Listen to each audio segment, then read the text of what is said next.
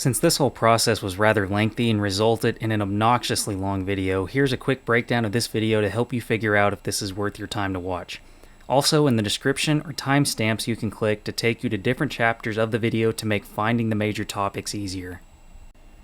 This video is primarily about rebuilding a 5LM60 5-speed manual transmission, and there are three variations of this transmission. The first is the HM290, which was updated to become the 5LM60, and then it finally evolved into the NV3500.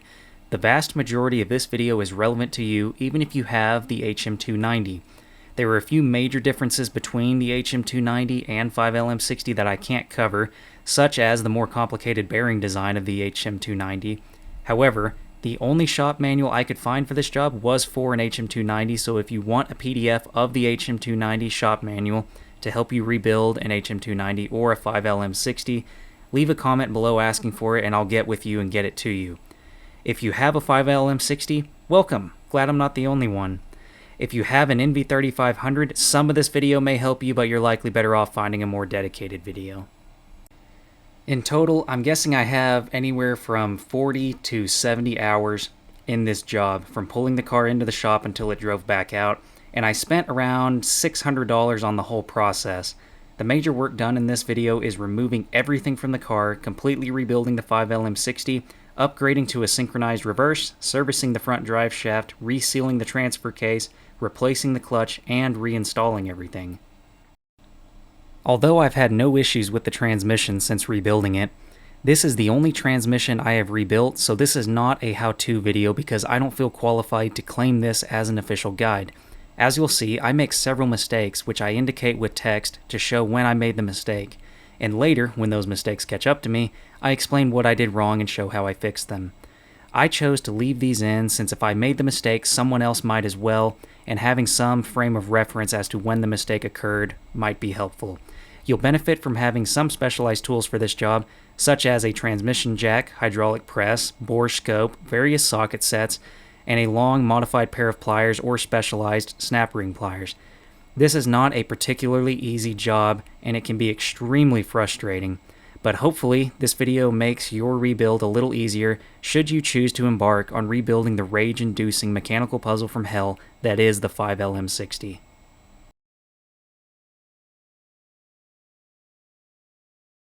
First gear.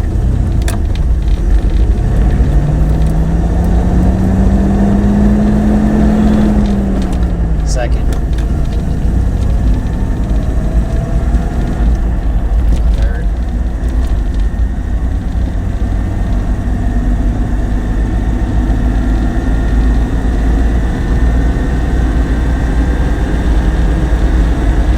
Fourth.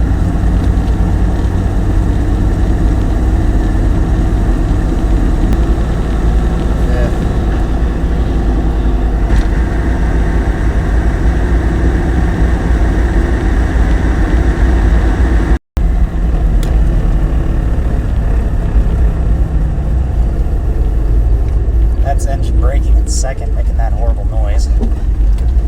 Ever since I bought this car, it's needed the transmission rebuilt. When I changed the oil the first time, the oil looked absolutely horrible. I found this detent ball stuck to the drain plug.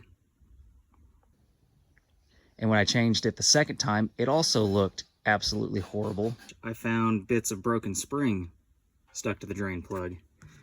The problem though is it's clearly not just the synchro that's wrong with this thing. I'm finally going to pull the transmission out of it and do something about it because it is getting pretty bad. Got everything draining right now just to try and minimize the mess later. You need a 30mm socket to take the drain plug out of the transfer case. I mean, it's got 30,000 miles on it. Might as well just go ahead and change it. The drain plug on the transmission, you're probably going to have to buy a tool set like I did. And you're going to have to go buy one of these.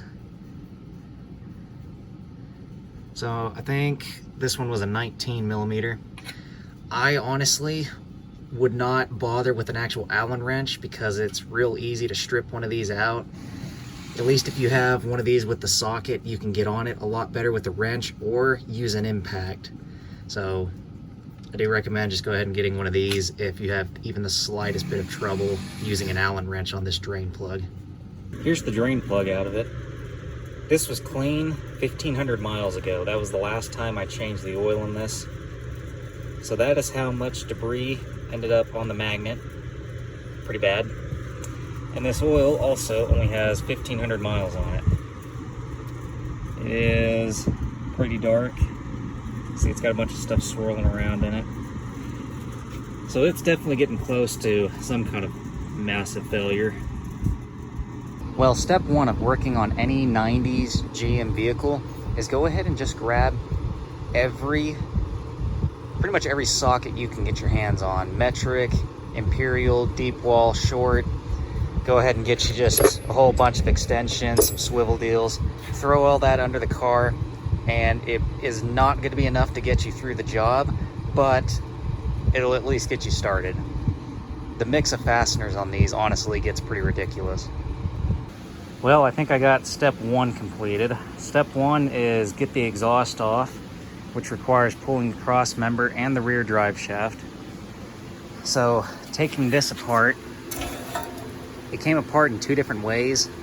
So one of them, the stud stayed with the manifold and the nut unscrewed, which is probably how it's supposed to go. And all the others, the stud unscrewed from the manifold. So at least I can't lose the hardware, but that's probably gonna make it a little harder to put those back in. There was a clamp on here, and I don't know why, because this is all welded. I ended up cutting that clamp off because I thought I might be able to slip this out if I was able to get the clamp out of the way, and that was not the case, so you can probably just leave the clamp on there. What I did is I unbolted the exhaust here, obviously, and that was easy in this case because I've already replaced the exhaust from here back, and you can see I already broke, when I did that, I broke one of the studs because I just welded a bolt to the cat so that I could bolt it all back together. The other deal is get the cross member out. So this is the driver's side of it. It has two bolts that go down this way. The nut comes in from underneath. And over there, the bolts go from the inside of the frame out. So the nut is actually inside the frame. These are the two holes right here where you access the nuts for the passenger side of the cross member.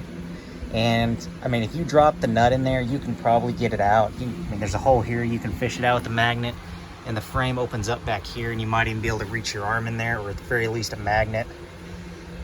But if you're real careful, you can take the bolt out first, keep your socket pushed up in here to hold the nut, and then take the nut out in the socket. Kind of the same deal over there, except you can see the two holes are in the bottom of the frame rail, so it's a lot more difficult to lose the nut in the frame on accident. And then this is just your cross member mount. It's just a nut on each of those. Unbolt that. This whole thing, pretty much you can just wiggle it around a little bit because that side of the cross member sits on top of the frame. You'll want to be on this side. Since this side bolts up here, it just wants to fall down. So if you're on this side, you can wiggle it out without any issue. To keep the whole circus from falling, a 2x4 is a pretty good fit between the tail shaft and this torsion bar cross member. So that's what's holding up this whole circus right now, otherwise it would have fallen. And then the drive shaft is just 4 7/16 oh my gosh, 4 7/16 bolts. The fact that half the stuff's metric and half the stuff's imperial is just breaking my brain apparently.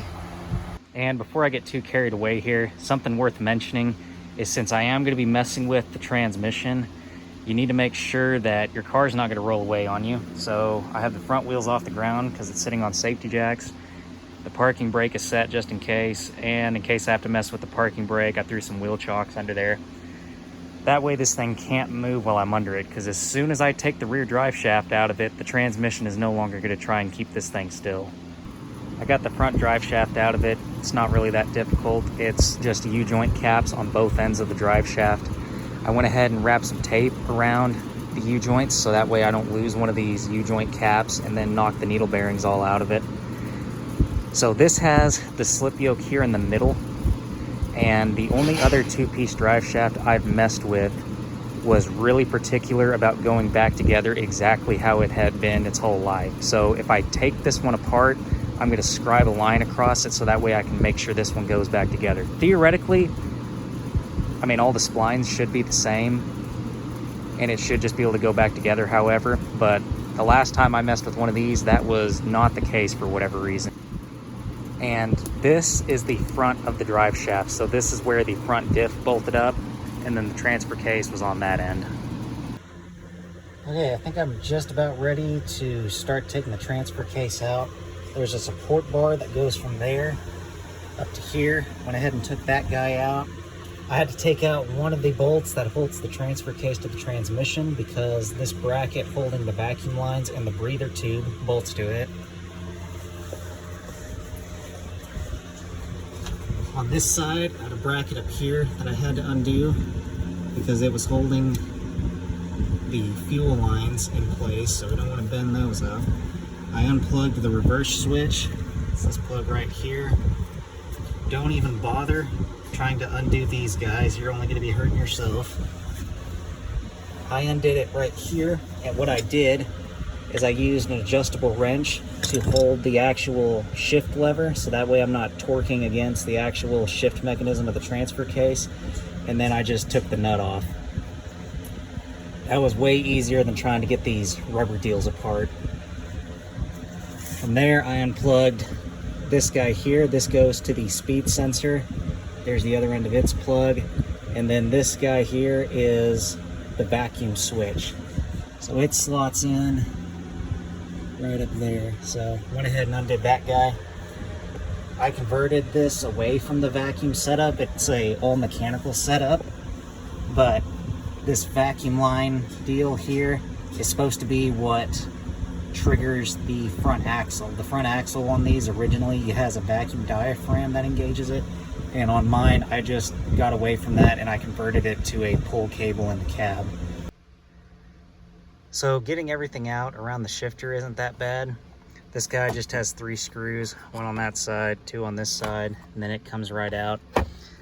The shift boot deal, this guy here, is also pretty easy to get out. There's just a bunch of I think there's 2 studs, so there's 2 nuts, and then the rest of them are bolts holding this guy in.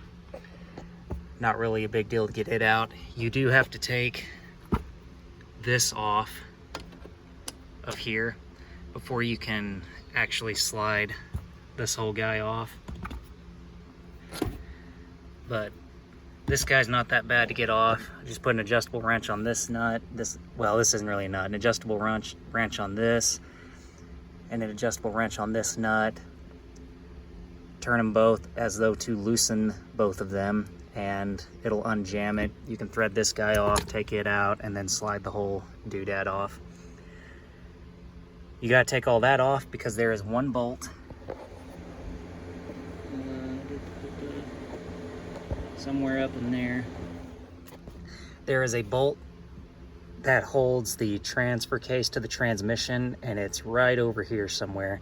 So I used my swivel deal. If you're going to be working on one of these S10s or whatever, early 90s GM trucks even, a good swivel is just worth whatever it costs, because I don't know if I would be able to get this bolt with the regular one.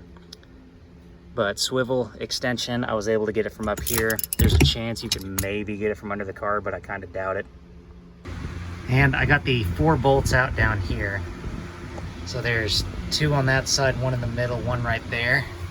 And I guess that was the bolt that I was getting from in the cab. I never looked at it from this side, but you might be able to actually get to it from this side without having to go through the cab. But this thing is leaking ATF out of it, which must mean it's getting ready to separate. All right, that was slightly precarious, but I did get the transfer case separated. I just kept wiggling around on it, and I have a floor jack holding up the transmission to keep the transmission and the motor from falling down on me. And this transmission jack is what's holding up the transfer case. So it is really tight back here. And this nub here was causing me some problems. What I had to do is, once the transfer case was maybe a 1/4 inch separated, I put a lot of tilt on this thing. I had the arms over there to keep the transfer case from sliding off, but I had to put a lot of angle on this so that I could rotate that nub right there up a little bit higher so that I could more comfortably slide this whole thing back without anything binding up. And then, you know, to stabilize the situation where I wasn't having to hold it and worry about something falling, I then leveled this thing back out. So that seems to have worked. I don't know, I might put this back together as one piece, but it is seemingly maybe possible to get this separated in the car. We'll see. Well, that actually worked pretty good. I got the transfer case scooted over to the passenger side, and that was enough for this guy to clear everything around it. And then I would lower it down a little, drag it forward, lower it down, drag it forward until the tail shaft cleared the cross member, and now it's pretty much out. Man, there's always one thing you forget: the breather tube. Thankfully, before this thing did its little slip and slide off the transmission jack, I was able to get that disconnected, but don't forget the breather tube either. It's right above the vacuum shift port doodad.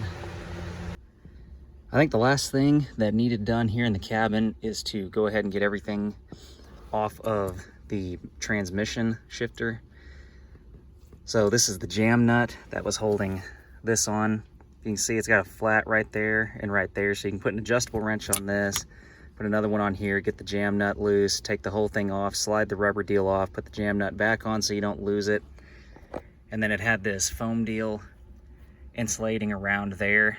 It's got this lip on it. If you can squeeze it and get your finger behind it, you can work the whole thing out without totally destroying it. I just found out that I think a lot of my lights in here were not working right, because I know this one works, but I never really noticed these ones doing much. And yeah, the things broke off. And that goes to this wiring harness, which goes to the selector switch for the four-wheel drive. So I guess I need to fix that so that that actually works right. But I think I'm ready to go ahead and undo with the bell housing bolts and the slave cylinder. I think that's all that's left. So what I got going on here is the transmission is basically the rear motor mount in kind of an indirect way. So if there's nothing holding up the back of the motor other than the transmission, when you take the transmission out, the whole motor's gonna try and flop down. So to avoid snapping the distributor cap and everything off against the firewall, just took something like this. If I cared about the paint at all, I would have put some kind of rubber mat or something under that. Using two 2x4s or something similar works really good, because you can adjust the length of it however you want, and also you need a bit of a bow in it because you got to be able to clear the airbox and the wiper motor over there. And then on the back of the motor, you can't see it because it's dark, and honestly, if I had a light, probably still couldn't even see it because there's so much junk back there. There's a lifting eye bolted to the back of probably the cylinder head, I think is what it is. Tie off to that guy, ratchet strap, that'll hold the motor up. And under here in this mess, slave cylinder, 2 bolts, take them out. This bolt's different because this stripped out, so I just ran a long bolt through it way back when. I don't know if the starter has to come out. I just tried to make it easier on myself, to give myself a little more room and less stuff to get hung up on. So I took the starter off and the dust cover off. You gotta take the dust cover off. Or sorry, you gotta take the starter out first, then the dust cover off. So all that's out of the way. That bell housing bolt there has a clamp on it that secures this hard line. You'd probably be better off to get that guy off first before undoing the slave cylinder, just so it'll flex around a bit better. And you're gonna have to use the farmer's trick where you double up a open-end wrench. And by that, I mean you do something like this, because there's not enough room to get any kind of breaker bar or ratchet up in there. And you're either gonna have to have a really, really long close-end wrench, or just double them up like this so you have enough leverage to get the bolt broke loose. So these lower two, they aren't that bad to get. The one that's a huge pain, can't even see it, it's up there. There's one on either side, and I spent probably 45 minutes getting both of them out. Thankfully they weren't that tight, but it's a pain, and you're gonna have a swivel and a slew of extensions in order to get on those and get them out. So I got both of those out. Pretty much the same deal over here. So I got the transmission jack under it, put a ratchet strap around it, because these Harbor Freight transmission jacks, I mean, they seem like they have really good lift capacity, but this mechanism up here has a ton of slop in it and is questionable at best. So throw a ratchet strap around it so you don't slide the transmission off onto yourself. I'm going to take those last 4 bolts out and hopefully take this thing down without screwing anything up. Whenever you wrap something around the transmission, make sure you don't grab the fuel line. You don't want to take the fuel line down with the transmission. So we'll see if I can get this on the ground gracefully, or what happens when you drop one of these things. All right, don't get me wrong. I really like this car. I like the feel of it. I like the look of it. I like the drivetrain that's in it. But my biggest complaint about this thing is I hate how they fit the drivetrain in this car. It's just a constant story of not quite enough room for it to be easy. I bet I forget to connect that and have a vacuum leak later. Anyways, future me's problem. Everything I said about, you know, make sure you keep the motor from crashing into the firewall, forget all that. You gotta let this thing lean as far back as absolutely possible to have a chance of getting the transmission out. Right now, I think it's actually the valve cover is hitting the air, or the HVAC box is what's really limiting me. I left that strap on there just as a safety deal. And then I have the floor jack under the oil pan. Now you want to make absolutely certain on these, you do not in any way jack up that oil pan. If you mess that oil pan up, I have a great YouTube video on the 2-weekend affair that you will have trying to fix that oil pan. You do not want to mess up that oil pan.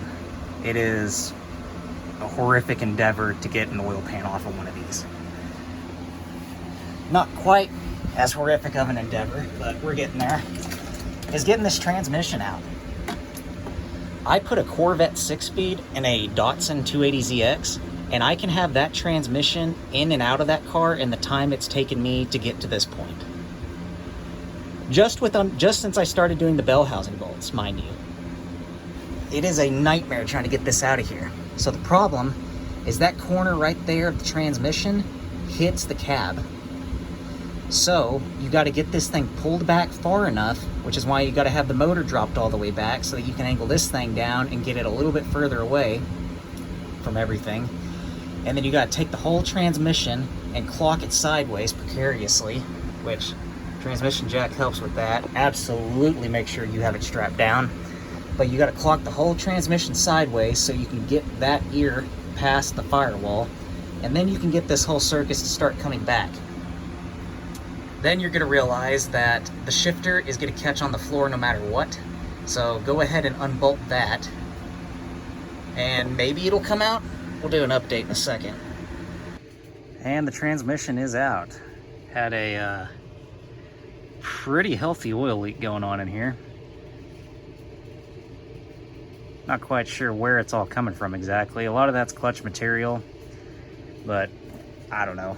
Probably need to put a rear main in this thing while we're here. Went ahead and threw the shifter deal back on it so that we can degrease this pig, because my goodness is it absolutely filthy. No sense in even trying to take it apart until it's clean. Well, I can confidently say this is the worst thing I've ever pressure washed. All these little crevices here kind of just shoot the water straight back into your eyes, and no matter how much you squint, it's just gonna find a way into your eyes. And then if you wear glasses, you still can't see anything. It was an ordeal. I gave up trying to clean it. That grease can just stay there. It's practically part of the casting. Something not great that I just realized about this thing, it's in neutral. I'm trying to turn it counterclockwise. It'll go that way.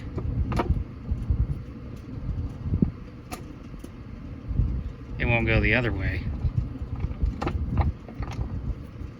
Oh, there it goes. I wonder what that could be. Starting off with the disassembly of this thing, I went ahead and took the clutch fork off. It just has kind of like one of those metal locking washer deals on it. I just took a pair of pliers and just squeezed it a little bit until it slipped off. Basically, I just bent it in half until it was able to slip past the little notch that it clips in. That takes the clutch fork off. Took the bolts out for this guy. In here, what fell out is this little circle piece here. Whatever it does, it sits right there. So don't lose that little guy. And then there's also this that goes in there like that to hold, I guess, that inner bearing in. On today's episode of using the complete wrong tool for the job, I used a pair of regular snap ring pliers to open up this snap ring, because whatever type you need for that, I don't have. And I stretched it out enough that I was able to get a pair, well, not a pair, but a small flathead screwdriver under it. And I was able to twist this around and pry it up, where I was then able to get a paint scraper under it, because a paint scraper has that little hook on the end of it. And now I've just been tapping it around with the hammer, which is forcing the snap ring out. So I went ahead and I took all the case bolts out, and on both sides of the case, such as I believe this guy here, there's a dowel pin, one on this side, one on the other side. I just used a punch to drive both of those out just to make splitting the case easier. Pretty sure this guy has to come out. It is a metal press-in plug. It's pushed in there and it doesn't sit flush. So I was able to get a flat blade screwdriver behind it, and I used one of these Craftsman ones because it has this square shaft. So you can put an adjustable wrench on here and torque it back and forth, and I just wiggled the whole thing out. So it took a little bit of doing, but I did get it out that way. Just twist one side a bit, twist the other side, twist one side, twist on the other, and it eventually worked it out. And it was retaining this, so that was the orientation it was. It just goes in there like that, and this does something. Getting the case to separate took a little bit of effort. I ratchet strapped it off to the wall, and then I took a socket so that I wasn't hammering on the end of this. And it took some helpful taps with this hammer in order to finally get this thing to start separating. All right, this guy, after getting the case split that far, pretty much just slid right off, no issues. Much to my surprise, this input shaft bearing actually feels fine. So, not sure what to think of that. This dropped out of something as everything was coming apart. No idea where that goes. Figure that out later. The gears look pretty rough, not gonna lie. But I'm not seeing anything catastrophically wrong yet, so we'll just keep taking stuff apart, I guess. Well, if you've ever wondered how one of these has 4 shift rails in it, but in the shift pattern only has 3 paths, it's because this is the one that's actually connected to the shifter. These 3 are not. So all the way down, it's trying to grab this shift rod. The middle, so this would be 3 and 4, is grabbing that shift rod, and then 5th and reverse is grabbing that one. So 1st and 2nd, 3rd and 4th, 5th reverse. I don't know if it's gonna help me get this thing back together or not. Might even be wishful thinking to get that far. But while everything is still mostly together, I went ahead and made this jig that locates everything. So it locates the 2 shafts and the 4 shift rails and just hangs the whole thing over the end of the workbench, so that theoretically I can pull this case off, and when I'm ready to put everything back together, I can locate everything and then just drop the case back on top of it. Well, here's our first actual signs of failure. I think I know what these go to, but I'm not sure. I think these are for the shift collar deals. I don't know what it is, the dog or whatever you call it, that actually slides back and forth and locks one gear to the shaft. One of these was stuck to the drain plug by the time I got around to splitting the case, and then the other 2 fell out of it. The hole inside of this matches, you know, that detent ball and spring. They're about the same diameter. So curious to see how exactly those fell out, because I don't think they're supposed to be able to fall out. But I'm pretty sure it was one of these guys that was making the transmission lock up here on the workbench. I think me rolling the transmission around while I was pressure washing it knocked one of these in between the case and a gear, and that's what was causing it to have that ratcheting motion. Man, this thing is just beating up on me in here. I have no idea why this is so hard to take apart. There's a bolt that goes there that screws into that. That's gone. I already took the reverse switch out, if that wasn't mentioned. I took that plate off there. It just has 3 detent balls behind it. They're spring loaded. Get the springs and the detent balls out. On the back side of the transmission around the tail shaft was this seal. I used a long drill bit to put a hole in it, screwed a lag bolt in there where I could pry on it with a wrench, and got this guy pulled out. Behind that was another stupid clip that looks like this. Another one of these. I hate these. I've learned that I absolutely hate these. I don't know why they didn't give you a place to grab onto them or pry on them with. What I ended up using to get this one out was a long pair of needle nose pliers. I was able to keep pushed in on it, and with both arms stretch this thing open enough to get it around the output shaft. So man, this has been a deal. And I've been sitting here fighting with this thing, fighting with it, and a combination of using a mallet, tapping on the output shaft, and turning this thing upside down and just violently thrashing around on it is the only thing that's gotten any progress made as far as getting the gears out of this thing. All right, everything is finally separated. I already have one of the shift forks out. The one that has the fork up here is already out because I pulled on it trying to get this whole thing apart, shot the detent deals out all over the place. Thankfully, I think the rebuild kits come with new ones of those. I think this is called the idler shaft. So that is the orientation that it came out in. And then this is the orientation that this whole reverse idler was in. So the bolt goes through this piece and into the hole on this one. I don't know if it's directional. The lettering with the R was what was facing towards me in this perspective, towards the front of the transmission. So for my future reference, that is how the shift forks go on this deal. So left, center, and right, if you're looking at the front of the transmission. One thing that I am pretty sure about though, which is nice,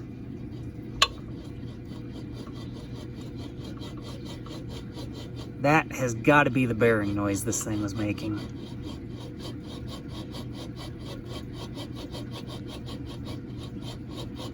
Because that is pretty rough.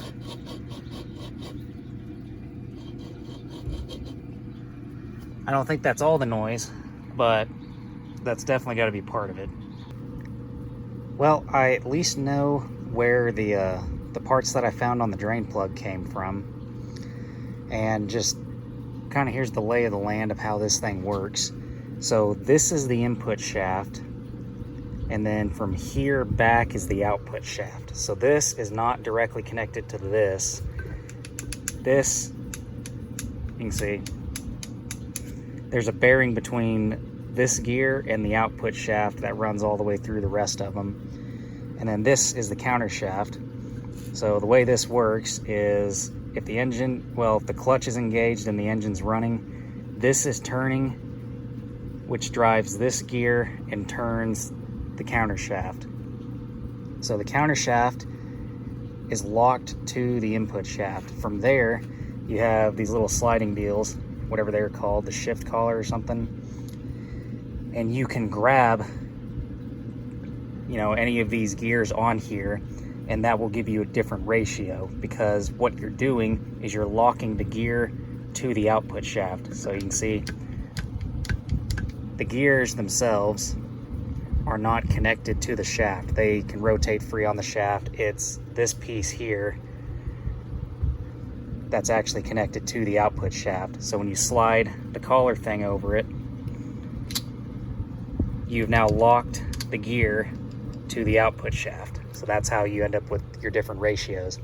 So power's coming in, and then it's going out one of these gears through the output shaft.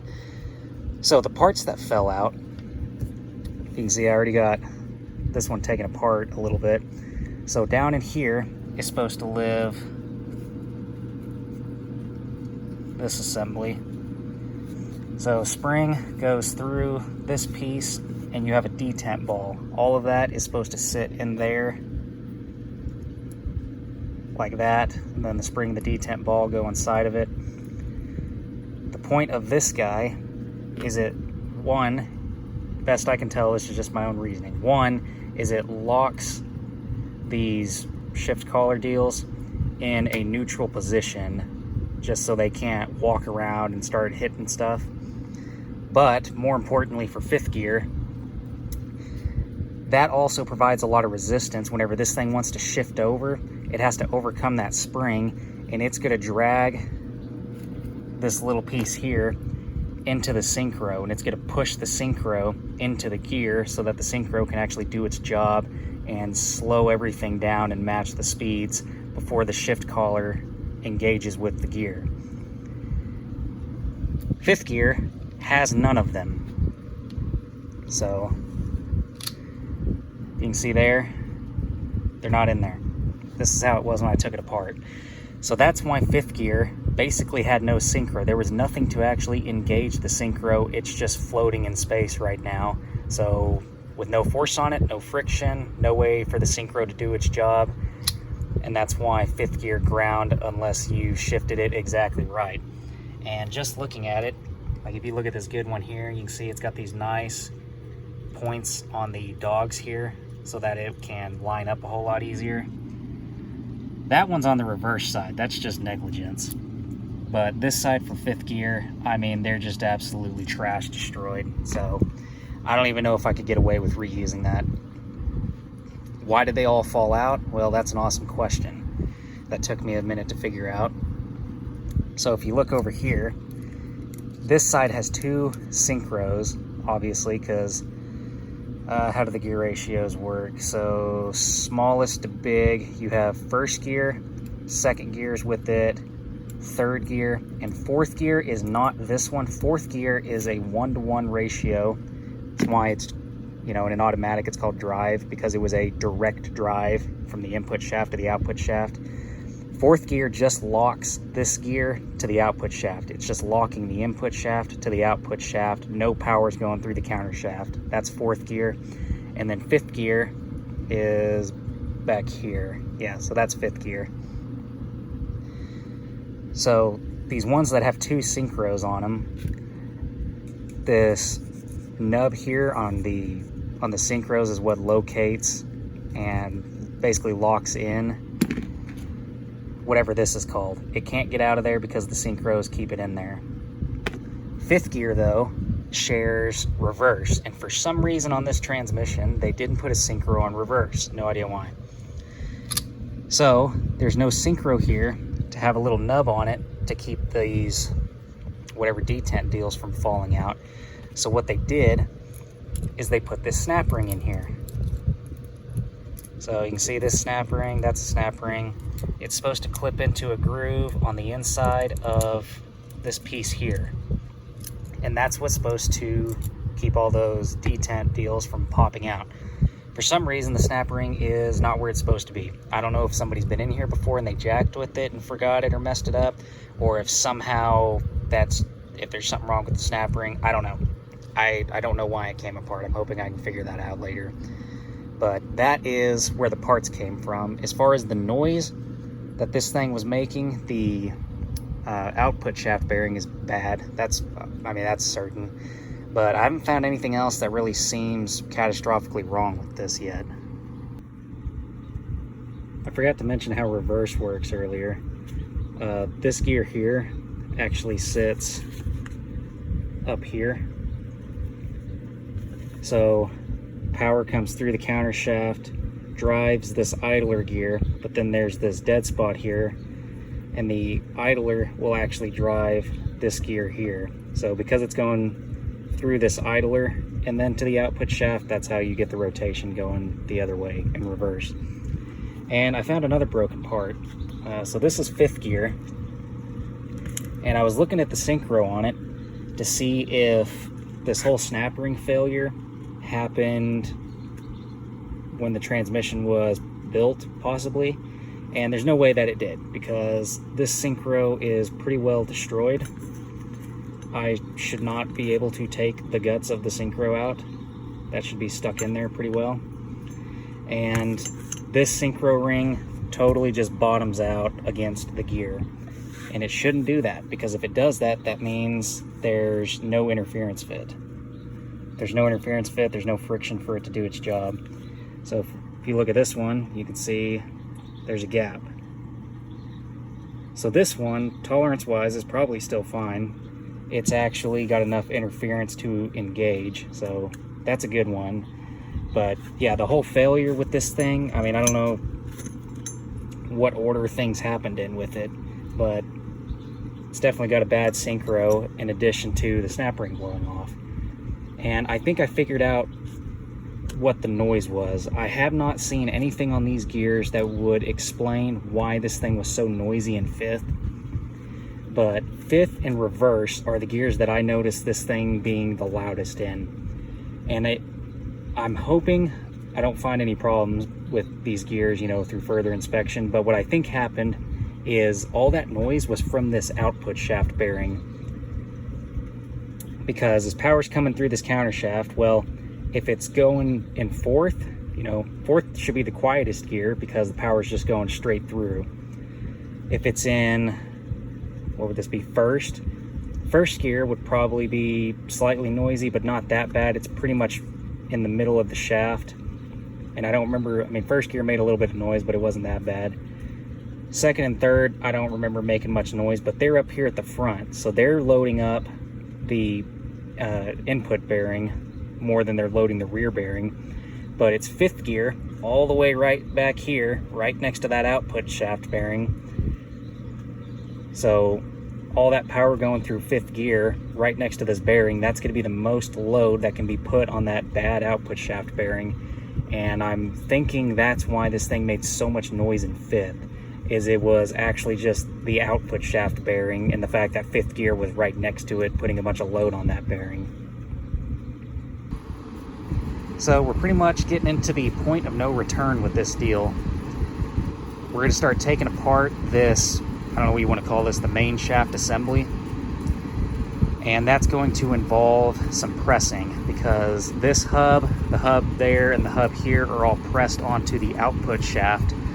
So I got to get all of that pressed off so that I can start sliding everything off of this end so we can do some repairs here at 5th gear. Here's the questionable setup for the first hub removal. My puller's too small for this and I can't find one locally today, and I'm impatient, so we're just gonna go ahead and work with what we got. So I consulted the manual that I have. I don't have the manual for this transmission. It's for the generation before this one.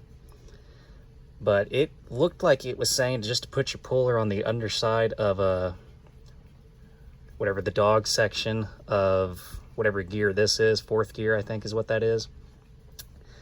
So I have the puller rigged up there, the flat side up against it so that it has the most contact area. Put some rags down here so that when this thing drops down, this shaft can't fit through these bars, so it's gonna hit here on these towels and hopefully not tear anything up. And it didn't take much effort to get this thing moving, and I already removed the snap ring that was right there, so I think we're good to finish pulling this. So far what we have off is input shaft with 4th gear, obviously, the bearing that goes in 4th gear between the input shaft and the output shaft. This is what I just pressed off, and before I pressed it off I stamped a F in it for front. So that F is going to face the front of the transmission. I don't know what is directional in here, but I know there is a lot of stuff in here that is obviously directional, so I'm just going to try and put everything back just as it came apart. The next thing here is this ring was over these 2 clips holding them in place. So it looks like that just fits into one of those two holes. So once that clip is out of the way, the gear just slides right off. And then before I took this off, I just kind of had my hands covering it up as best I could as I slowly slid it off, and I was able to keep this stuff from shooting all over the shop. So this is directional. You can see that edge there has a line cut into it, and that side doesn't. That line faces the front of the transmission. That maybe, I got to double check all the other ones, because the one for fourth and third came off accidentally whenever I was trying to mess with that, so I'll have to look at the manual to see how the other ones go. But line on this one faces the front, and now we can probably undo another clip maybe here. I'm not sure what's going on. Yeah, it looks like there's a clip right there maybe. Here's how I have the next press set up. I have the gear, I mean, there's only like 5 teeth resting on these metal plates. Thankfully, the press fit here is not that much, and I almost made a mistake, and I made the assumption that there would not have been a snap ring between these two gears, and I actually had this set up to try and pull both gears this way, and it was clearly not going to do that. So it should take, at least in my case, minimal effort to press these hubs off. It really should not be that big of a deal. So if you're having to crank down on the press much at all, you might need to reevaluate what's going on. You might still have a snap ring somewhere. Well, I wasn't actually able to get enough travel out of the press before this gear hit the press, but 2-jaw puller seems to be capable of getting this just the last bit off. So sure enough, it's not a snap ring in here, but it is the actual shaft itself. So the first time I set this up to try and pull this gear this way, never was going to work. That was just going to break something. So if you are having trouble pressing this apart, there's probably something still holding everything up, because pressing these hubs off really has not been that big of a deal. But this one, so, and this guy I also marked with an F, so front is front. So this side has this one clip here, and then I think we can just take all of this off the output shaft side. And here's what the final press looks like. So this is pressing off the hub for reverse and fifth, and I use the term pressing loosely because I could probably rattle this thing out by hand. Well, that's as far as we're getting until we get parts. I don't see anything wrong with this snap ring or the groove that it clips into, so I have no idea why this got blown out. But it might have just been abuse, because I mean, the teeth for reverse on this guy are absolutely destroyed. So clearly whoever was driving this thing way back when, I guess didn't have much going on between their ears and couldn't put 2 and 2 together that they were tearing this thing up. So maybe it was just abuse, but I'm going to try and figure out something other than this snap ring, because I really don't want to have this happen again. The little bearing set that goes on here, since the housing's plastic, just stretch it over the shaft. Comes off pretty easy. I think I've actually made a little bit of progress here. So I'd like to get rid of the whole snap ring deal, because I cannot figure out why that snap ring popped out. I doubt anybody has ever been in this transmission before, so I'm assuming the snap ring popped out, I don't know, sometime later for some reason, and I can't figure out what that reason was, so I'm scared to put it back in because I'm afraid it's going to happen again. So I'd like to just synchronize reverse. That would be, in my mind, the easiest way of deleting the snap ring. Unfortunately, what I realized is this gear, it has the tapered surface for the snap ring, but it's not machined to the right diameter, or machined at all, really. So I can't just throw a synchro on it and put it together. So what I did is I built this apparatus here, this thing, I don't know what this is called. It's some kind of special socket. Probably 2 3/4. Probably about 2 3/4. Anyways, I'm pretty sure, because this was in my granddad's stuff, I'm pretty sure it's something to do with a 90s 1-ton dually rear axle. But it was perfect to set this on just like that, just using a file to clean up the edges of the socket a little bit, the teeth on the socket I mean. I was able to put this on there, load this whole thing in the drill press on the lowest speed the drill press would go, and I just held a file against this surface here just to really smooth it out and make sure that it was going to work with the synchro. But this gear is hardened steel, so a file really isn't going to do a whole lot to it other than just barely take off that outer layer and smooth any high spots out. So that's all the progress that I made on that. So I bought a reverse synchro for a later model NV3500. It's like I think a 2007 and up or something like that. Whatever one has a reverse synchro, I'm pretty sure that is the part number for it, but if not, then it's the part number on the website of the company that I bought these parts through. I got all these parts through, yeah, Transmission Parts Distributors. That's the company that I got all these parts through. Pretty reasonable on price, and they had absolutely everything that I needed. So what I did is I chose to machine down the reverse synchro that I bought. I mean, it's like a $15 part. Another option is you might be able to buy the reverse synchro and the gear from the later NV3500, and maybe that works. I don't know. But what I did is I set the drill press up like so, stuck this bit in there that has a straight edge. I put the table of the drill press angled where the bit was touching even top to bottom on the synchro, so that set the angle right. And then I just ran the drill press and marked one spot on the synchro and made full turns on it and just ground it down to the right diameter. So that is how much of that had to come off of there to do that. Using WD-40 seemed to make it cut a lot better too and made less of a mess. So the finish of it is not super great. I mean, it's not terrible, but given that this is just going on reverse, I'm not super worried about it.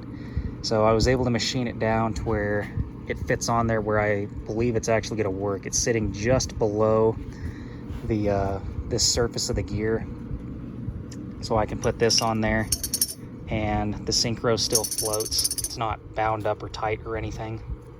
So I think there is a good chance that I can put this together, go ahead and press everything back on for reverse, and we'll see what it looks like.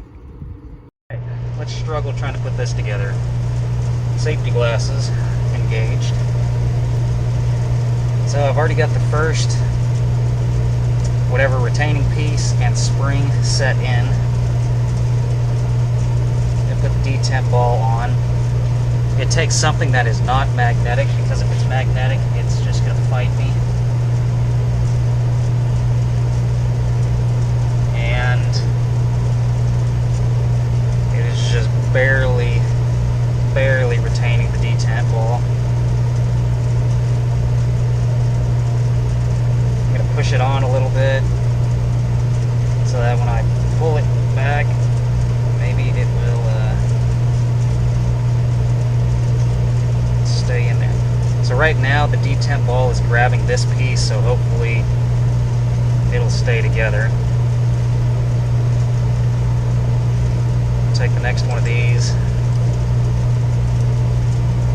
slide it on in there, push every, take one of these, slide it on in there, push everything over with my hand, I guess, holding it right on the edge of it, springing apart.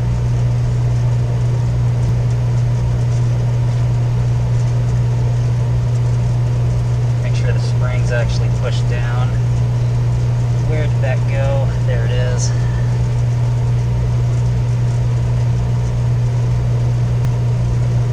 Pretty much right on the verge of losing control of this situation.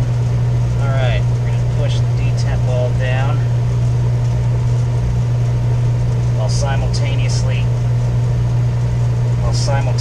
trying to slide this thing over. Of course, it's not going to go because that would be too easy. Somehow my non-magnetic piece of metal has found a way to be magnetic, so we'll just grab another detent ball and start over. That's why we have the safety glasses.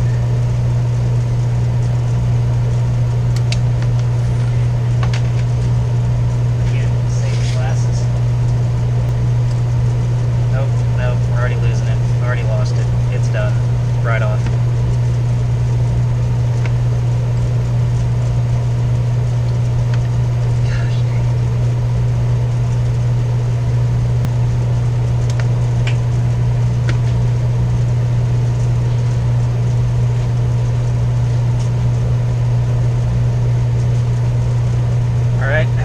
How I didn't lose it that time. Try a different spring. Huzzah! That was the problem, I guess. Why? I have no idea. Next. I'm gonna maybe save myself some trouble here and pack some rags around that so that when one of the other ones comes loose and shoots off, maybe that will retain the parts. Probably a little late in the game to be talking about this, but make sure you have both this inner piece facing the right way and this piece facing the right way. The two lines on this is fifth and reverse. The two lines face towards the front of the transmission. At some point when I had it assembled on or laid out on the workbench, I actually had this piece backwards. So two lines goes to the front of the transmission, not the back. Oh my gosh. It's not cursed. As soon as I thought about throwing it outside, it found where it was supposed to be. That's good. I can work with that. And there it is. It is just that easy. In a few short, however many minutes, with mild internal screaming, you too can put together one of 3 of these assemblies.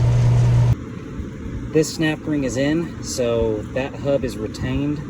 I didn't have to press it on. It was a loose enough fit that I was able to tap it on with a mallet all the way. Put this bearing back on, put the bearing back on for this gear and this gear. So now I need to go ahead and press this on. You can see my marks there. So the front is this way, so it needs to face that way. Well, if you ever feel like an idiot, I got this guy halfway put on before I realized I forgot to put the synchro ring in. So we'll go ahead and do that real quick. The good news is this guy is not enough of a press fit either that I have to put it in the press. I was able to tap it on there with a mallet, and then I tapped it back off by gently putting the punch in each of these holes and just walked it back off. So I'll go ahead and put that in there now. And I've been putting the correct oil for this thing on all of this stuff as I put it together, because the last thing I want is these needle bearings in here to be dry the first time this thing's running. So I've been putting oil on all that and on all the synchro components. So the rebuild kit comes with all new snap rings, which is good because I stretched out the other ones pretty bad. So I got the new snap ring on, and I was able to use a pair of snap ring pliers. Not the correct ones for this, but by keeping the upper edge, or that lip on the snap ring against the flat side of the snap ring pliers, I was able to get it up on here and work it all the way down and then just tap it into the groove. It wasn't really that bad. I still hate these things because if you try to open them without being right on the very edge of it, it just sucks the snap ring up into everything that you're trying to get it around, which is pretty lame. I gave it a couple taps, just driving it into the groove to make sure it's pretty well seated. So all this stuff's already clean and has oil on it, so I cannot forget the synchro again. Oil that guy up and put him on. Wrapping up the front of the input shaft, I have that snap ring on, retaining that hub, and there is the orientation of the bearing. So you want the inner race of the bearing to be able to ride up against that shoulder on the shaft. If you put it on backwards, then the plastic is what's going to be hitting the edge of the shaft, and that's not going to be any good for anybody.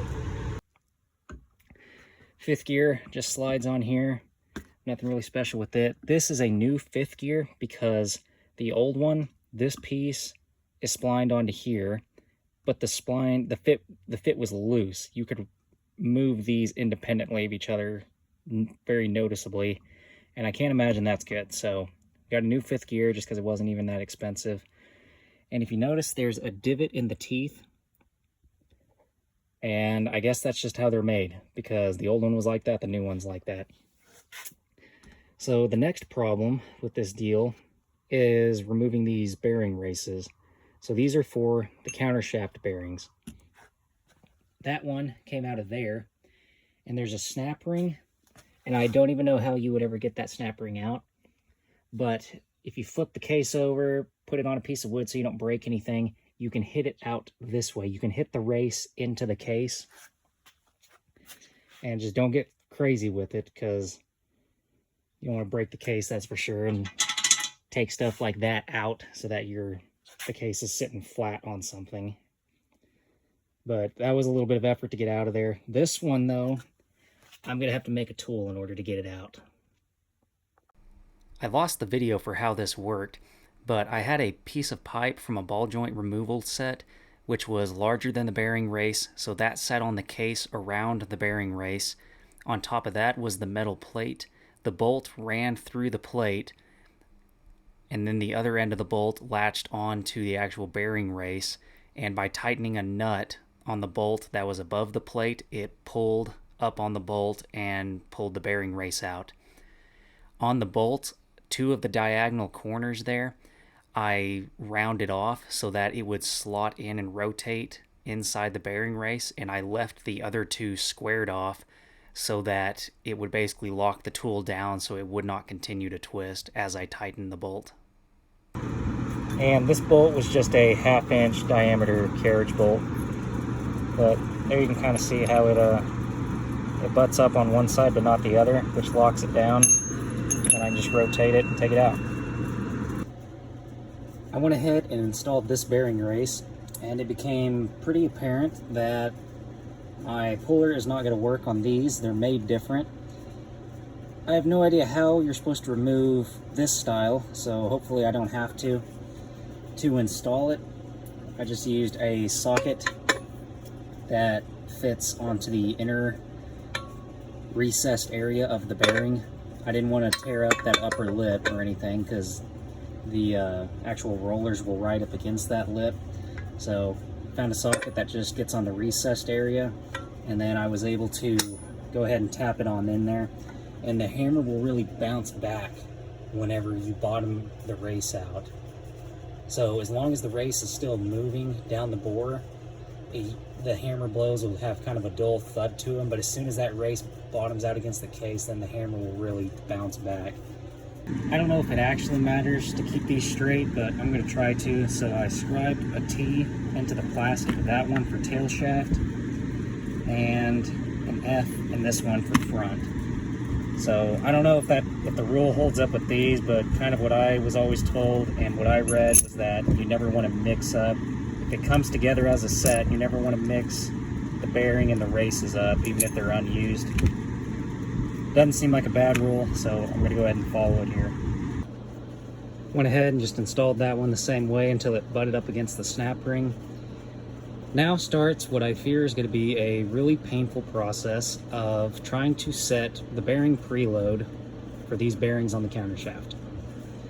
So I went ahead and put the bearing in there, dropped the countershaft into it, made sure everything was clean, because the last thing I want to do is have some debris in there and then go grinding this around in it. That would be bad. So everything's clean. Now what I'm going to have to do is take this bearing, and per the manual, because I guess this was the best the engineers who designed this thing could come up with, cover this thing in a ton of grease and put it down in the bearing race so that the grease will hopefully hold this bearing cage together just long enough for you to take that, flip it upside down, get the rods all lined up, and drop this thing on. I've already done this once when I was checking the play in the countershaft, which was horrible. I think the max, if I remember right, the max play in the countershaft, that's up and down movement from this perspective, is 9 thousandths. And with the old bearings, this one was, I mean, it was almost pushing 30. It was like 26, 27 thousandths. So that, I think, is what the noise this thing was making in decel, especially in second gear. I think that's where the noise was coming from, was this countershaft, whichever way, pushing too far one way or the other and screwing up the gear alignment. So hopefully new bearings is going to fix that. So having already checked that though, what I do know is that there's really no way to put the bearing on here and drop the case on it, because as soon as the case catches one of these, it's game over, and there's no way to hold this on there or center it up. The only way I was able to get this together was to just cover this whole thing in grease, put it in the bearing race, and try to flip the whole thing over on here real quick. Now, for the direction of the cage, I guess the easiest way for me to describe it, at least that makes sense to me, is because this countershaft has cross-cut gears, or sorry, it's not cross-cut gears, whatever this is called, where the teeth are angled. That means when you put power through this shaft is going to want to move laterally. So your bearings on either end have to compensate for that and keep the shaft from doing that. So the only way that can happen with this bearing race and not destroy everything is if this end here that has the exposed roller can go on here where it butts up against that lip. Because if you put it on this way, now you have the plastic riding against that lip, and it's going to immediately burn the plastic up and just destroy the whole thing pretty much immediately. Because these bearings, despite how they look, are actually tapered ever so slightly, or at least the manual says they're tapered. But regardless, with the bearing races, if you install it like this inner edge is going to ride against the countershaft, and this outer edge will ride against the bearing race, and that's how it's going to locate the countershaft forward and back. So I just have a screwdriver going through here under whatever that is, 5th gear, and I'm prying up on the countershaft, and then I have a dial indicator up here, just a cheap one, nothing special, and it's going off of the tooth on, what is that, 4th gear. And what I'm looking at now is it has about 40 thousandths of play. I'm not sure I can do this one-handed, but there we go. So that is way too much. And I've hit a major roadblock. I don't have enough information to figure this out with any confidence, so I'm just gonna have to rely on my own intuition and see what happens. The problem I'm having is the way this was set up before.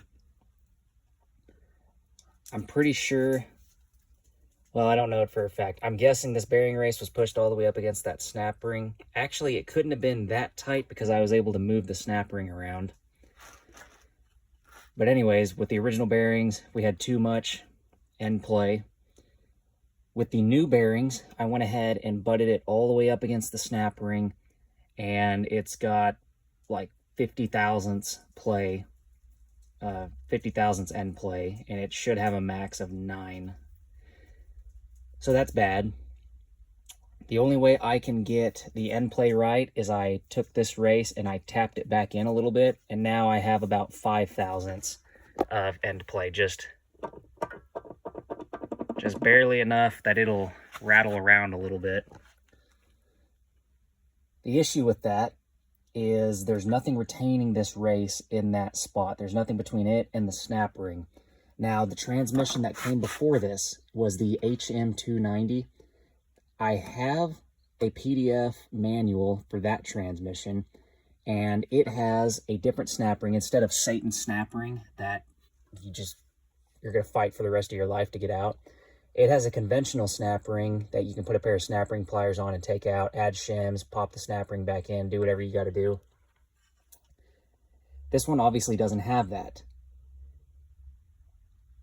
I was trying to use ChatGPT or whatever to try and dig up some info on this, and it doesn't sound like this 5LM60 or most of the later NV3500s use any kind of shimming on the countershaft bearings. It's all just supposed to be machined to work. But that just, I mean, there's no way that that can be right. I mean, the way it was before, I mean, that countershaft is just flopping around in there, and that just doesn't make any sense to me. I don't think that's right. So I think what I'm going to do is I'm just going to make a judgment call, and I'm going off my own intuition that this needs to be shimmed to the correct end play, and then we'll get it together. We'll look at the gear engagement, make sure the countershaft's lined up with the main shaft correctly. But it's going to be a pain trying to get this thing shimmed right. And here's the shim that I made. So I didn't have the right size. I actually had to, just kind of the same way I treated that Synchro, I just put the die grinding bit in the drill press, and I cut down the outer diameter and opened up the inner diameter on this. And then also I've just been shaving the thickness down with a piece of sandpaper, just holding it on a flat surface and shaving it down, because this one was actually just slightly too big, but I think it's going to be pretty much perfect now. So it just goes down in there up against the snap ring, and then the bearing race will go on like that, and that will set the preload. So with the shim that I have in there now, I am right at 5/1000ths of end play, which is the bare minimum end play for the HM290. I found another document that said this transmission, the end play is not even adjustable, and they just basically threw them together. I don't know how accurate that is. That doesn't really make sense to me, but I got 5/1000ths of end play on this one, and that is what we're gonna roll with.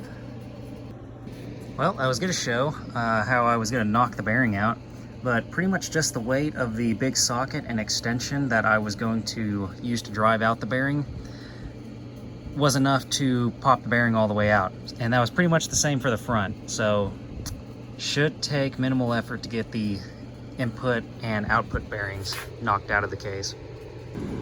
I took the seal off this output shaft bearing that was making all the noise, just to see what exactly was wrong with it, and didn't have to look too hard.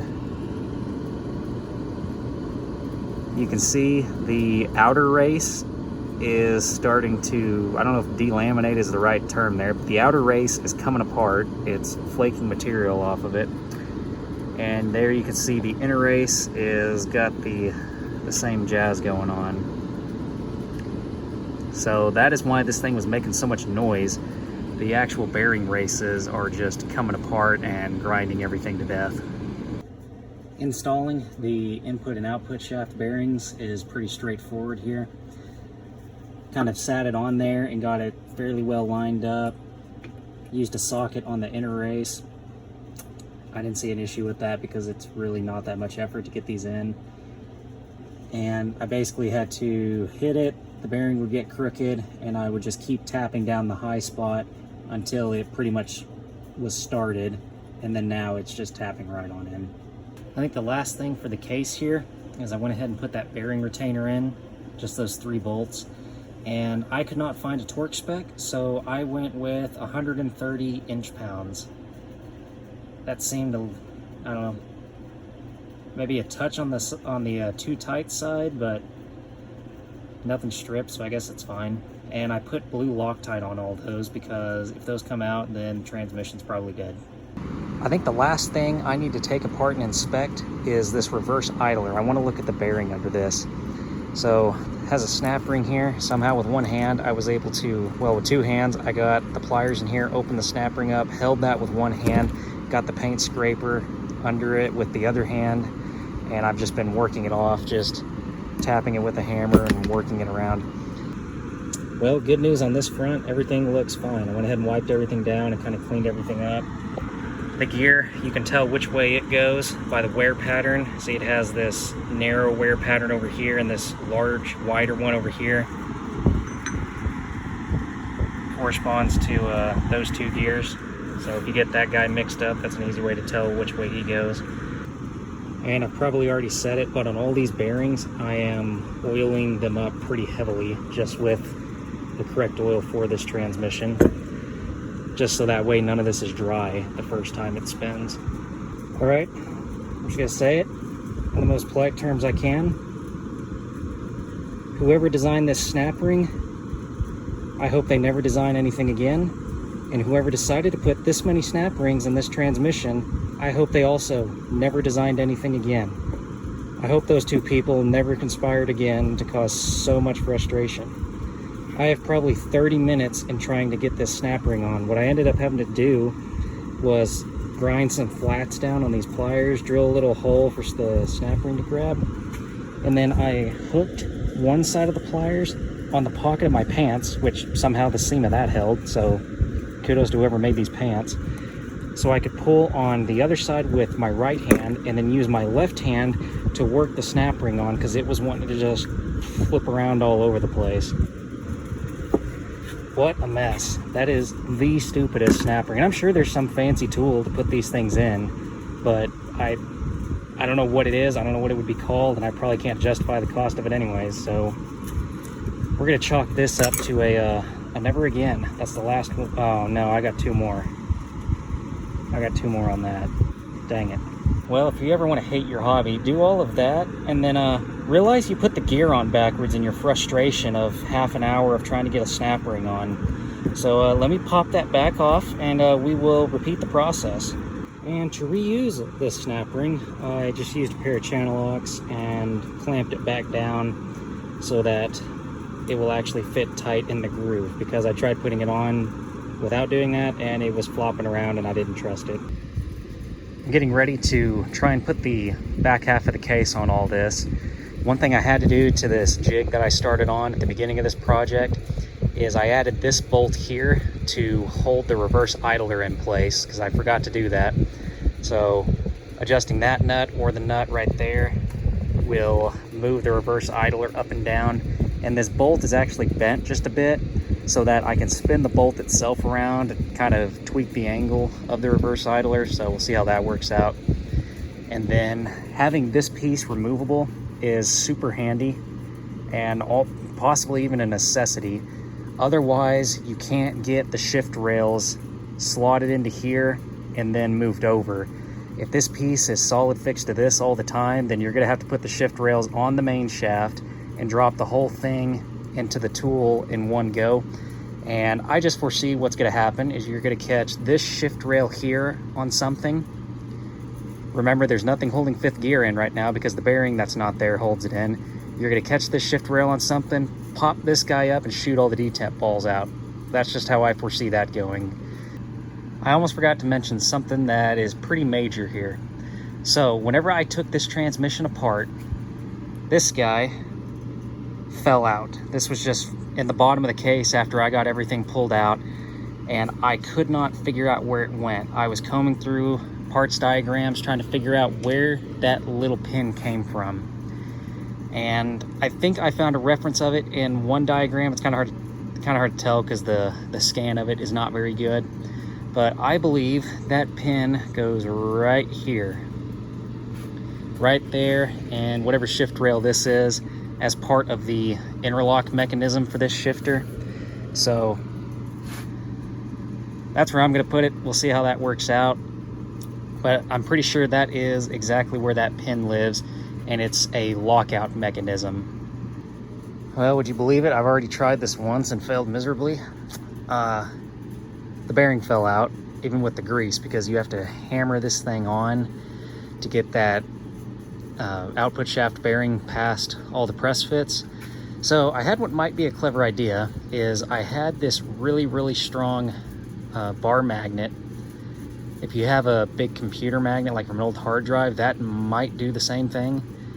But this magnet is strong enough that it's actually magnetizing the bearing race for the countershaft. And so it's doing so far a good job of holding all the actual rollers to the race and keeping the whole bearing pulled up into the race. So we'll see how that holds up. And then in here, the nightmare that I'm dealing with now is I have to get that countershaft back there on the left lined up, that reverse idler on the back right lined up, and 4 of these shift rails lined up. And on this shift rail, you notice there's nothing in here. I actually had to unpin the whatever the ball socket thing that the shifter drops down into. I had to punch the roll pin out of that so that I could install whatever this main shift rod.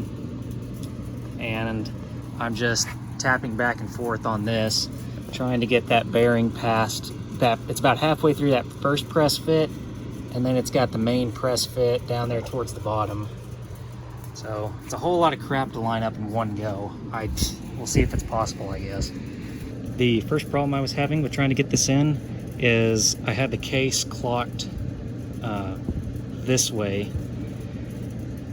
So this shift rod started immediately binding up against the case. All the 3 shift rods that actually have the forks on them need to all be over here.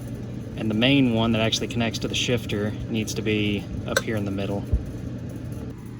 All right, some progress has been made. I think the bearing is still in place. I've got the output shaft past that first press fit area, and I have all of the shift rods started. So it took a little bit of finagling, and this one here was pretty tight, and I actually got on right here and just tapped it up into its bore a little bit because it was wanting to shift to whatever this lower gear is. So all the shift rods are started. That's a huge battle dealt with for now.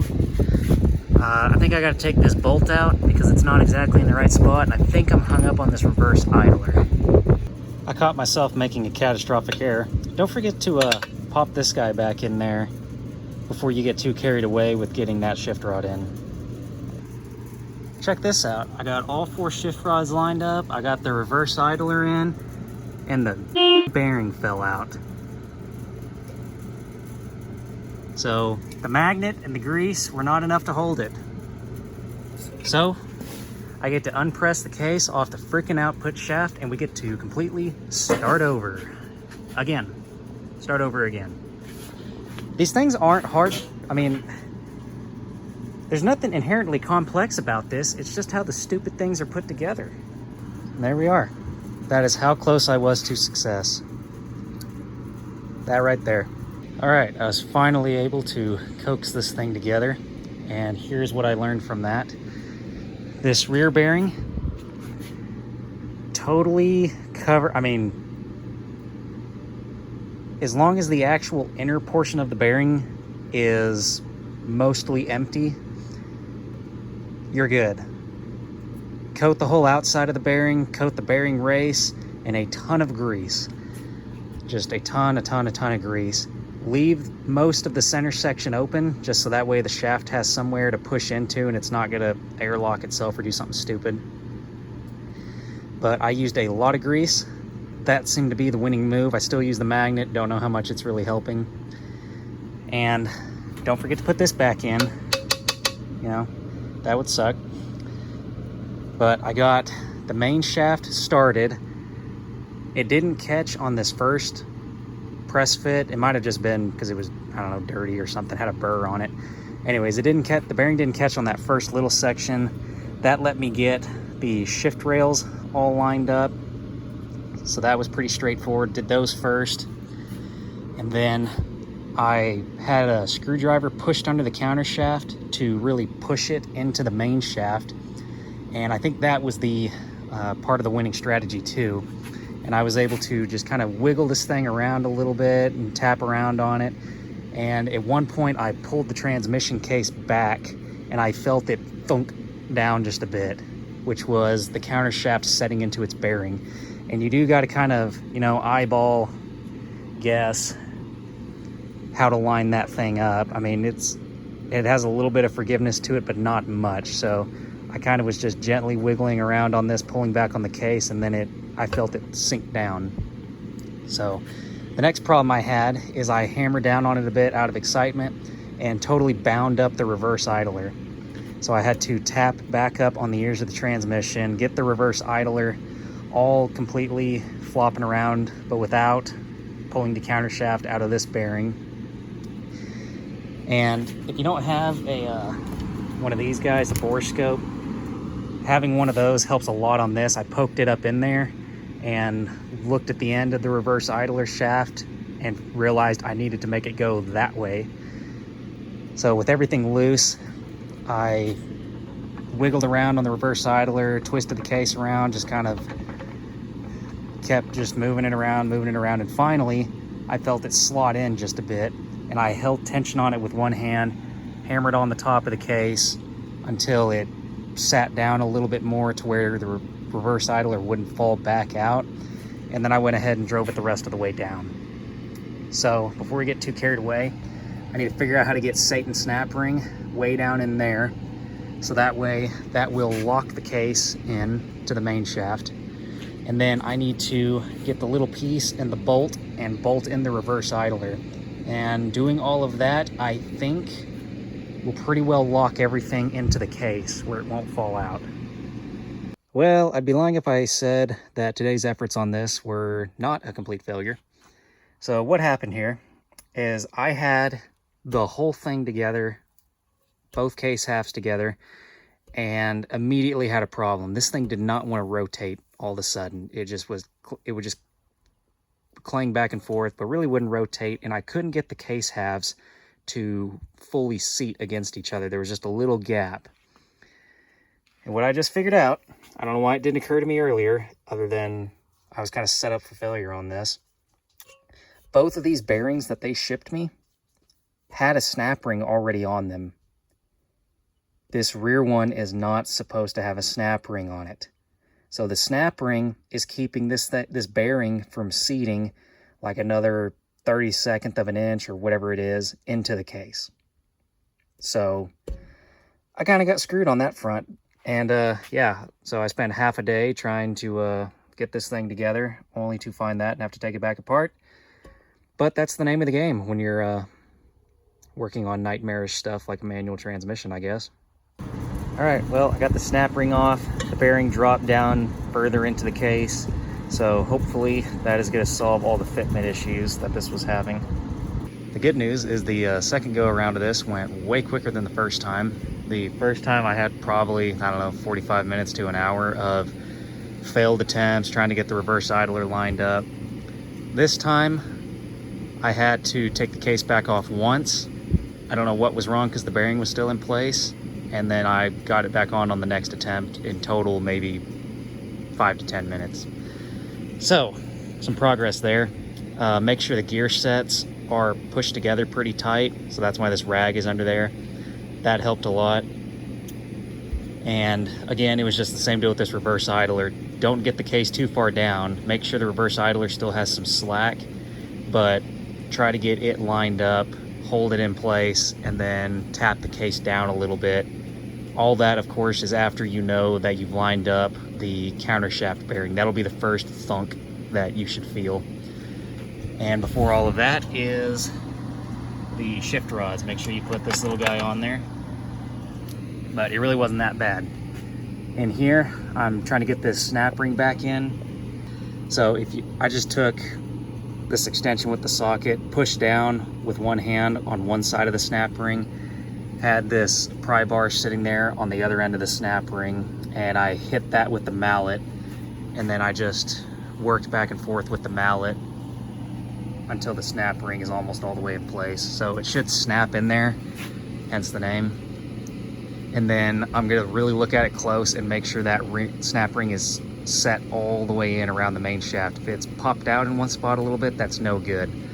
So you got to make sure that it pops in there all the way, and then we'll be ready to try assembling this again. Getting ready to put the two case halves back together now. We're already looking better. These gears are pretty well flush, and I can spin them instead of it just wanting to lock up, so that's good. I put that bolt in before I took it off of the stand, Loctite on it, and I put some RTV around the head of the bolt just to help keep oil from weeping out of there over time. Cleaned both flange surfaces, RTV on them. I'm using grease to hold the 4 rollers onto this main shift rail so they don't go falling off, and I went ahead and just hit the rest of them with a little bit of grease just so they have some kind of lube on them other than oil, which is going to run all over the place while I'm doing this. I have that bearing held in with grease for now, so hopefully that will be enough to keep that on through this assembly deal. And so I'm going to just go ahead and drop the case on, get the shift rails lined up, and tap it the rest of the way on with the hammer. Well, the transmission is mostly back together. That's the bad news, actually. The worst news is because I figured out where those 2 detemp balls are supposed to go. And I need to take the transmission back apart to install them. So that is just awesome.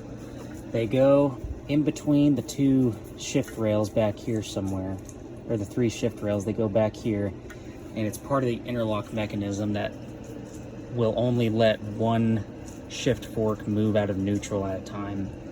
So it's kind of an important thing, and I'm not sure exactly how to install them other than I have to take this shift rod out, I have to unpin the fork from it, take this shift rod out, knock that plug out of the transmission. It's just going to be an ordeal.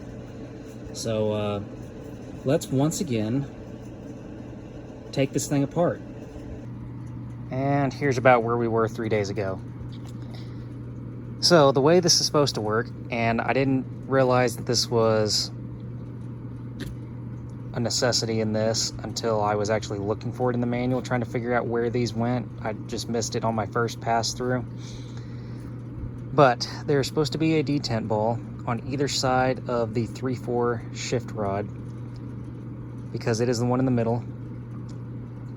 And the way this is supposed to work is those detent balls, one of them will line up with that groove, one of them lines up with that groove, and if you move any of these rods out of neutral, it pushes the detent ball into this pin, which pushes the other detent ball into the other shift rod. So if one of them moves out of neutral, it locks up the other 2. That's the whole point of it, so you don't accidentally, you know, in the H pattern, maybe you kind of split first and third and then accidentally get both of them. That would be really bad. All right, I think I'm ready to once again try to put this back together. I had to do one thing though, and that was, and this is what I could not do without taking this transmission all the way back apart, was getting this roll pin out. The roll pin's out, and then I went ahead and used a file to kind of clean up around these machined surfaces to knock down any high spots. And then I took a file to the inside of the shift fork to clean it up a bit, because the way I expect this is going to go is I'm going to have this clipped on up there, because I don't think I'm going to be able to put it on after the fact once all this is in the transmission case. And then I'm going to take this guy and I'm going to have to drop it all the way down and through, set the detent balls on the far end of it for the interlock mechanism, and then pop it the rest of the way in and drive the roll pin in. So I was able to use that shift rod that I took off the fork to knock this plug out, and did so without tearing it up. So we got something right on that. These detent balls, they're out of the way. I'm just leaving them in there for the time being because they're kind of stuck where they're at. So as long as they stay there, they're fine. I already took the roll pin out of this guy, so I can slide that back off and forget to put it back on at least once when I'm putting this together. But I gotta go ahead and get everything back in the jig.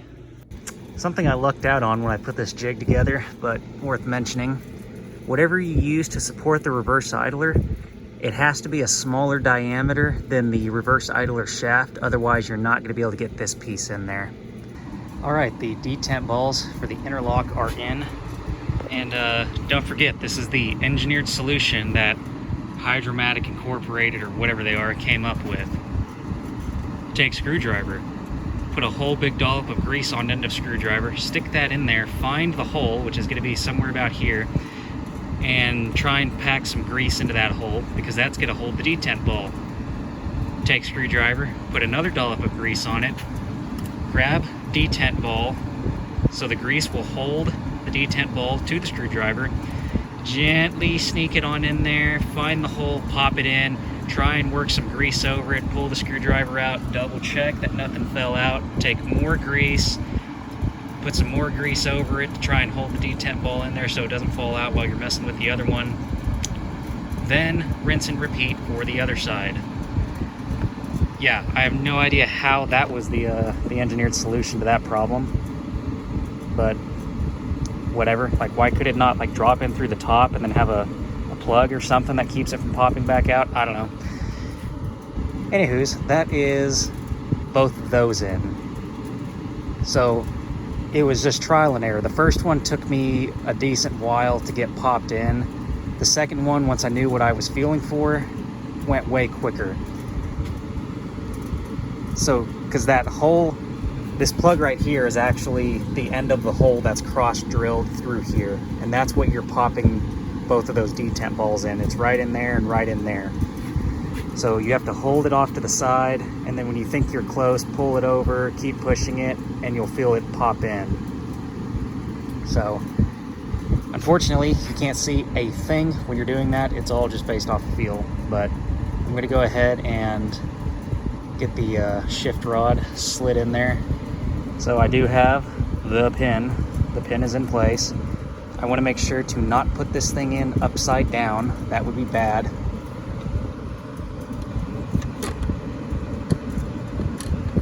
Oh, get out of the way.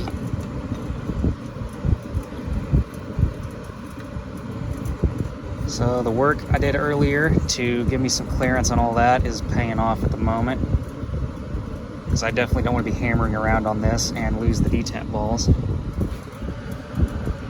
Alright, and there. So I need to go ahead and I'm going to put this as a placeholder for now so I don't forget and so nothing moves. But that is the interlock mechanism in. All I'm going to do now is clean the grease out of this, try and degrease it a little bit with some carb cleaner. I'm going to take that plug, put a little RTV around in it, pop it back in there without ruining it, hopefully. So I just used a socket on a swivel to tap that in. It goes in really easy.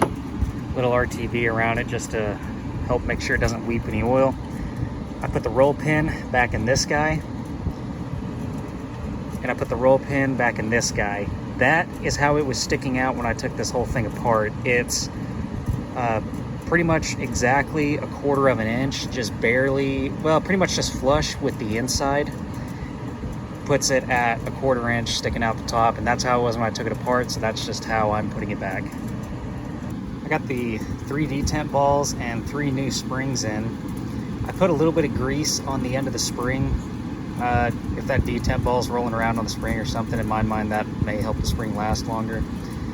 This piece does not sit flat on the case for some reason. It does in the middle, but not at the ears, and I'm worried about it leaking or getting dirt in there.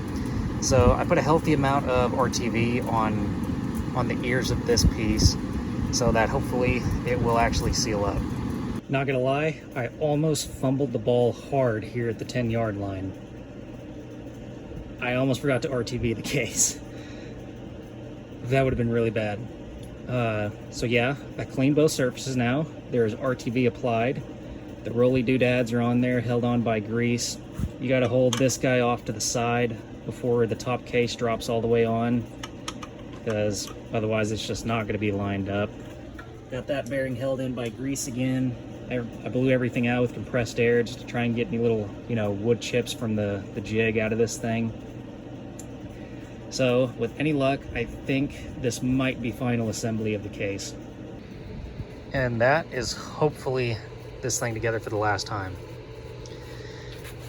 I went ahead and put, when it was still flipped the other way, I put 2 bolts in it, but I did not torque them down. I then flipped it over and drove in the dowel pins to line the case halves up with each other, and only then did I start tightening bolts down and installing the rest of them. That way the case didn't get out of whack or something like that. So the dowel pins are in, both of them. All the bolts are in. I just torqued it to what does this say? 250 inch-pounds, because that's what that torque wrench goes to. And that felt like about right to me. Not getting real crazy with the torque spec on any of these, just because these are pretty small bolts. Pretty much the same deal with that reverse idler bolt. And in this case, they're threading into the case. So I definitely don't want to have to helicoil any of that. And I did temporarily throw the shifter on it, made sure it would shift through all the gears. This thing spins super smooth, so I don't think we have any issues. Doesn't feel like anything's binding up. It goes into every gear, including reverse with that modified synchro. It goes into that just fine. So I'm gonna flip it over and we'll do the finish up the input shaft. So this snout for the input shaft is actually 2 pieces. That's why it has this little button piece that fell out at the beginning of this saga. That's basically a key that clocks both of them together. So I just sat it on the bench, tapped on it a few times with the mallet, and the whole thing pretty much just popped out. So to get the seal out of it, I threw it into, you know, the jig here and just used a seal puller.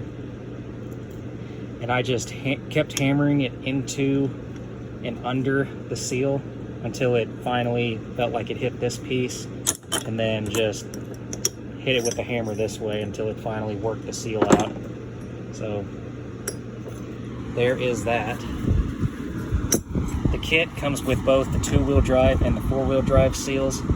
So the 4-wheel drive one looks like it's the smaller seal. And as far as the seal direction, it was installed like this, but if you take a seal like this apart and you can't figure out which way it's supposed to go, the easiest way it is for me to remember is the way these seals work under pressure is this is the side that has to see pressure, because the pressure will get in here up on the outer diameter of this inner part of the seal and squeeze the seal down. So the pressure that the pressure that's trying to get past the seal will actually squeeze it down tighter on the shaft and force it to seal. If you do it this way, it can't do that. It's just gonna slip right on past, and it's just however stiff the seal is the only sealing ability it's gonna have. So it needs to go in there like that. I'm gonna put a little bit of RTV around the seal just because I've been burned by not doing that before. Since I got oil over my hands, I'm gonna degrease all this stuff again. And then I think I actually had an oil leak from here because this was all greasy and gross. And there's no gasket or anything between this and this. So I'm gonna put just a skim coat of RTV on here, just so that way this is sealed, has some kind of sealing between these two, so that hopefully it doesn't weep oil. And this whole thing is back together and ready to go on. So to install this seal, I used an impact socket. I swear I've used this socket set for driving more than I have actually, you know, tightening and loosening things. But this socket was the perfect diameter to drive that seal in by the outer edge of the seal, the safest spot to actually drive it in if you're the least likely to tear it up. So I got it started by just laying the seal on here, flipping it upside down on the concrete, and then slapping the top of this thing with a mallet. That got it started, and then I used this guy just to drive it the rest of the way in. From there, I put on the, between this dark gray piece and the aluminum piece, I did put a skim coat of RTV all the way around to keep oil from weeping in between the two of them and out. And then I put the whole thing up here in the jig and hammered the two of them together. I did put the, whatever this way, I guess it's technically a key. I mean, that's pretty much the purpose it's doing, is it's lining everything up. I put that in there, and I put just a little bit of RTV behind it just to keep it from falling out. And little RTV around the edge of the seal, the not the rubber part, but the metal part, metal to metal. I put a little RTV on there. RTV on here, obviously, and I'm going to go ahead and put just a little bit of oil on the sealing portion of the seal, just so it doesn't, you know, immediately burn itself up or do something stupid. And then we're going to go ahead and just put it on here. And I did go ahead and put this snap ring back on Really wasn't a big deal to get on. It was way easier than the tail shaft one. So the snap ring is actually clipped in. There's pretty much, I mean, I can barely feel any lateral movement at all. Everything spins free, so we ought to be all good for that. I did degrease all the mating surfaces, so the gasket maker ought to set up good. I put this guy in. I cleaned all the excess grease behind it as best I could, just because it doesn't need to be in there if it doesn't have to. And I put a little bit of RTV around this plug, and I hammered it in until it hit the snap ring. I assume that's what you're supposed to do on this one. I don't know why that snap ring would be there otherwise. And I didn't show it on the rear bearing, but if you get into the rear housing of this thing, it has a tube stuck in the case that's cut in half. And the whole point of that tube is it grabs oil and runs it into the rear bearing housing. That is all, at least as far as I can tell. Maybe it's to help the seal, maybe in this application it's to help the seal a little bit, but I think that is left over from the original bearing design that this transmission had. The HM290 had this crazy dual ball and roller bearing setup at the front and the rear. It just looks like an absolute nightmare. This is definitely a superior design. But anyways, the front here also seems to have possibly some remnants of that. There's that hole right there, which I think is an oil drain back hole, and I believe it lines up with that part of the housing there, so it would basically keep a certain level of oil at the front bearing.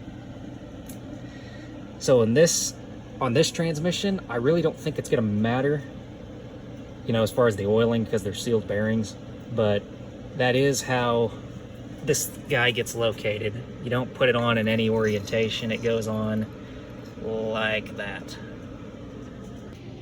All right, if you were screaming at your monitor that I forgot to install a part, congratulations, you're more attentive than I am. And that also showcases a strategy that I have employed, which is get cheap organizer box, and as you take parts off, put them in one category of it. So, you know, I had all the input bearing bolts, the input snout parts. So when I went to go get the bolts, I went, oh, yeah, maybe we should install that guy. That seems like a good idea. So it definitely doesn't go in like that. So it must go in like that. And there we are. Now we don't have to pull the transmission back out to reinstall that. All right, I got the reverse switch in, put a little thread sealant on that guy, or you could use some of that yellow thread tape. I like the thread sealant just because it's more of a liquid type deal. So if it'll actually work in this application, then I don't have to worry about any of the tape strings getting off in the transmission. And that sealant is this. Haven't had great success with it, but it's good for some stuff. So the other thing is the plug, which is there. It has that one, whatever it is, big pin thing that goes down in there, a spring that goes on top of it, and then you just tap that plug into the case. I put a little RTV around it just to help it not weep oil, and I put grease on the pin. And the last thing was getting this output shaft seal in. Had to get a little creative with this because I don't have anything that can reach far enough down there. At least that's one piece. So what I did is I took 2 safety jack deals, like so it was balanced, and then took the mallet sideways and hit like that, and then I rotated it and hit it a little bit, and it drove the seal right in with no drama. So that worked out pretty good. Put a little RTV around the outside of it, put a little oil on the sealing surface of it. Sorry, I realize how confusing that was. RTV on the outer sealing surface, and I put a little oil on the inner sealing surface against the shaft. And so that, I believe, is the transmission done. I threw the shifter on there just to keep it sealed up, and I ran it through the gears again. Everything feels good. Well, we have all this apart, and since the rear main is leaking, there will not be a more convenient time to deal with that. So replacing the rear main, pretty easy. I'm not going to take the actual housing off because it doesn't seem like it's leaking from around there. It all all the oil I could see was coming out down here between the seal and the housing. If you're wanting to reseal the housing, it's going to be a bit of a deal because you got to drop the oil pan down and you're going to be taking that adapter off, and it's just not going to be a fun time. Been there, done that. Don't care to do it again. So just doing the seal, it was pretty easy to get out. You can see there's a little, they gave you a little access deal here. You can poke a screwdriver in there, a skinny one, and either pry it out or tap on it with a hammer a little bit while you pry, and you can get the seal popped out pretty easy. This one, the new one, I put a little bit of RTV around it just to absolutely guarantee that it seals up, at least on that side of it. It's not strictly necessary. I just don't want to be here again. And as you put the seal on, the lip that actually, seals everything is going to want to fold out. So take a screwdriver, pretty skinny one, and gently, you don't want to tear the seal up, start at one side and start popping the seal, just pushing the seal over the crank just real gently, and work your way around. And when the seal is positioned correctly and everything's popped in, the whole seal will just slide right on. So from there, to drive it in, conveniently, a broken Pittsburgh magnet tray is the right diameter to drive this seal in, so that's what I'm going to try using. Well, I was able to use this Harbor Freight tool, kind of a cheap thing, but it worked, to get the pilot bearing out. So this pilot bearing is supposed to have a bunch of needle bearings in it, but this thing they were totally destroyed, just dust. And I tried getting this out using the bearing, or the grease trick and the bread trick, and it just wasn't ever going to do it, because I think there was so much debris from the destroyed needle bearings that the bread and the grease couldn't get behind this at all to push it out. So I got this puller, and I did have to clean the teeth up. It's just a rough casting, and it kind of sucks. I used the grinder to sharpen up the teeth on the tool, which helped, but wasn't enough. And I cranked down on it as much as I dare, and then took this tapered punch and hammered it in there to further jam this whole thing up. And then I was finally able to get it pulled. So we'll call that a near loss, but a win nonetheless.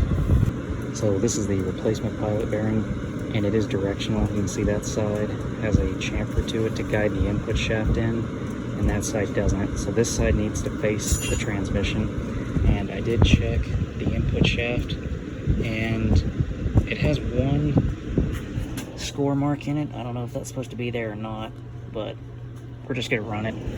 I don't think it's bad enough to really worry about, and it's too late to do anything about it now anyways. So the flywheel bolts are Loctited and torqued to 74 foot-pounds. I still need to degrease the flywheel, and I bolted that bar back to the flywheel to keep it from turning while I torqued everything down.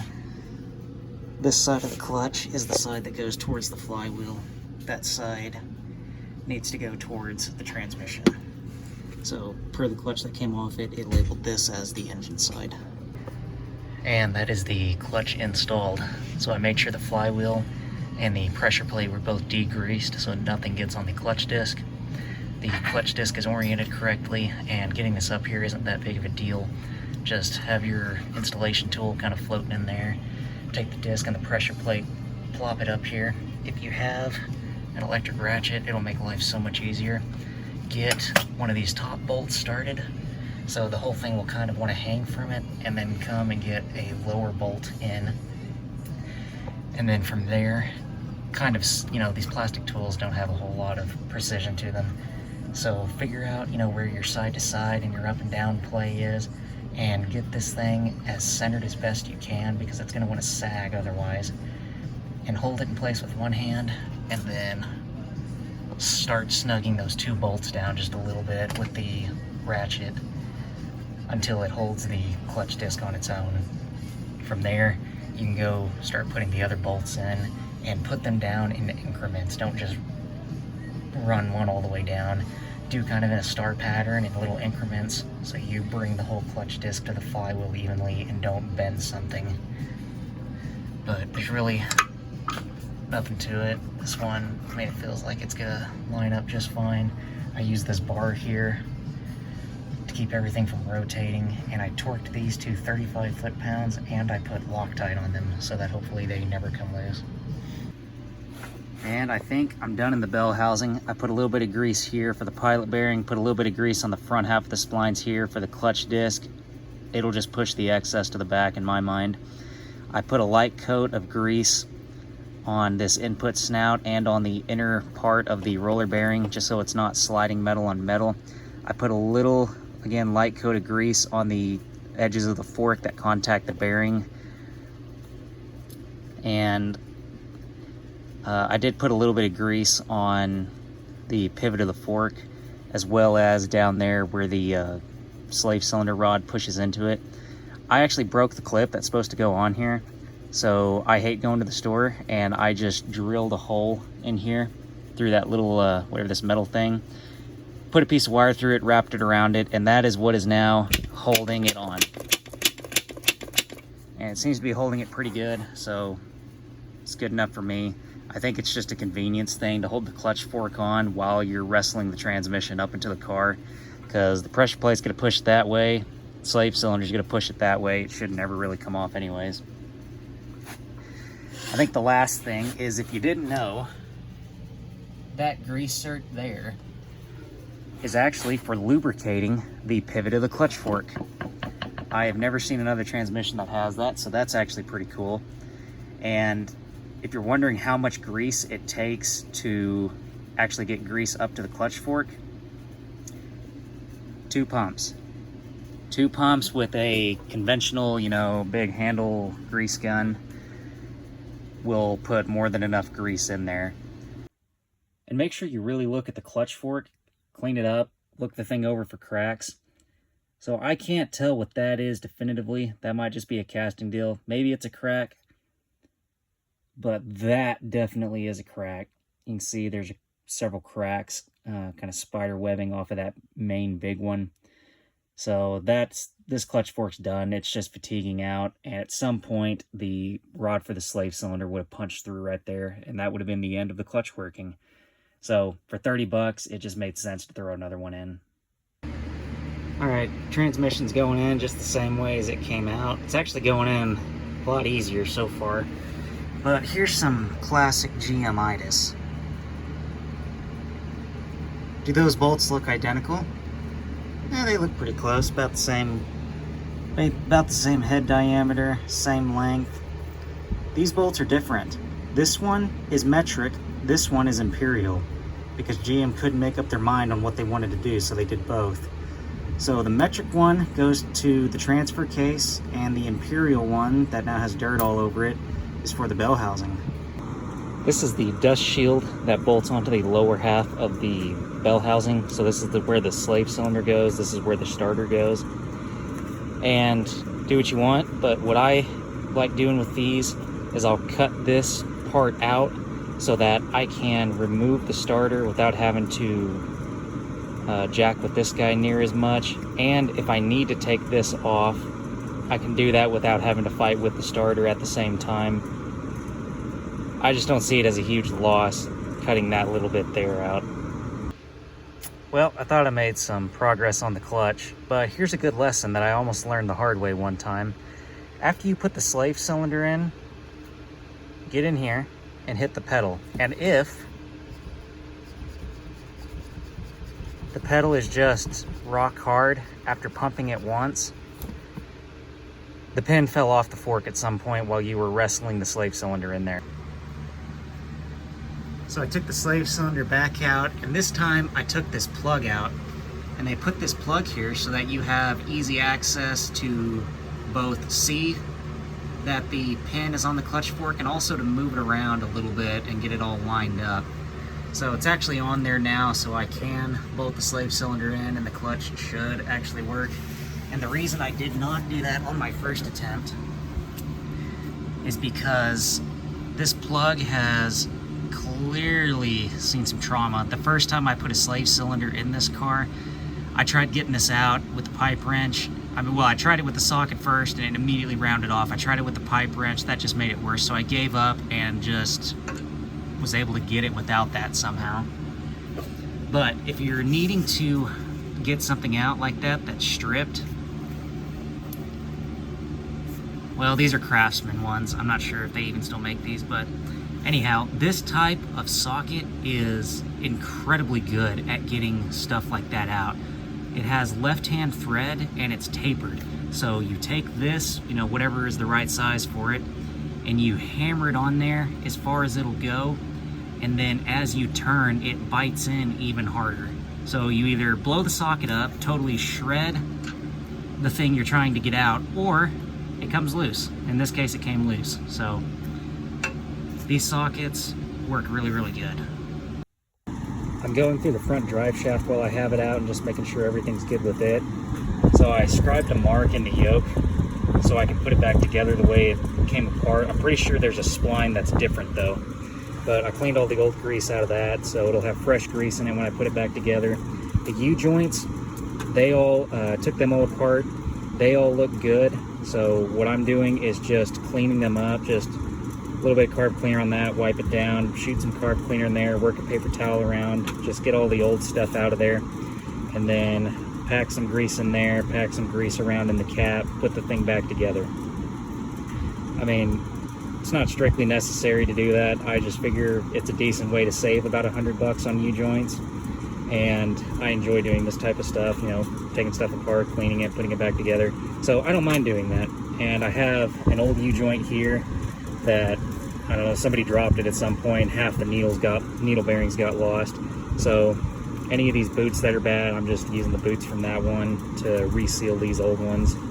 I made a rookie mistake here, so worth mentioning if you're going to go through and service a set of U-joints, don't put too much grease in the actual U-joint cap.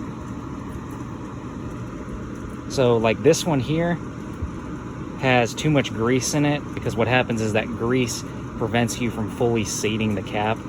So what you want to do is have the center section of the cap clean. I mean, get your grease all in the rollers obviously, but have the center section of the cap pretty clean, and then pack your extra grease flush with that hole there, and then as this thing goes spinning around, it will throw the grease out as needed. And the last little tip here is wrap some tape around the floating U-joint caps, so that way the U-joints that you just serviced don't get the needle bearings dumped out of them all over the floor. So to continue the scope creep in this project, obviously, I think actually both of these seals, input shift selector and the output shaft for the front diff, are leaking on the transfer case. So I'm gonna go ahead and just reseal everything. And there was that fluid that came out, transmission fluid, because it was red, that came out of this void space between the transfer case and the transmission. So this seal's been leaking a little bit too. I'm just gonna go ahead and do all of them real quick. So getting this tail shaft seal out, I just bent the lip down, got on it with a pair of vice grips, and just that easy. I did look at this bushing before I ordered all the parts, so I knew I didn't actually need to order one. And sure enough, this bushing looks like new. I mean, it looks pretty much perfect. I put the slip yoke in here, and there is zero discernible movement between the slip yoke and the bushing. So the bushing and slip yoke both appear to be in fantastic shape. I don't know exactly about transfer cases, but at least on a two-wheel drive transmission, if the bushing's bad, you just undo the tail shaft, knock the bushing out, cut it out, whatever you got to do. Be careful cutting it out. Don't ruin the housing. Don't cut into the housing. And then you just drive the new one in and you're good to go. I'm not messing with that in this case, obviously. So I just got this part here. So that's the GM part, because here's the old one. Here's the new one. This was the only seal, at least on Rock Auto, that has the protective boot here, which I wanted because, you know, this is a four-wheel drive and whatnot. And it has this hole in it that needs to face down. That way any water or stuff gets in here can drain out.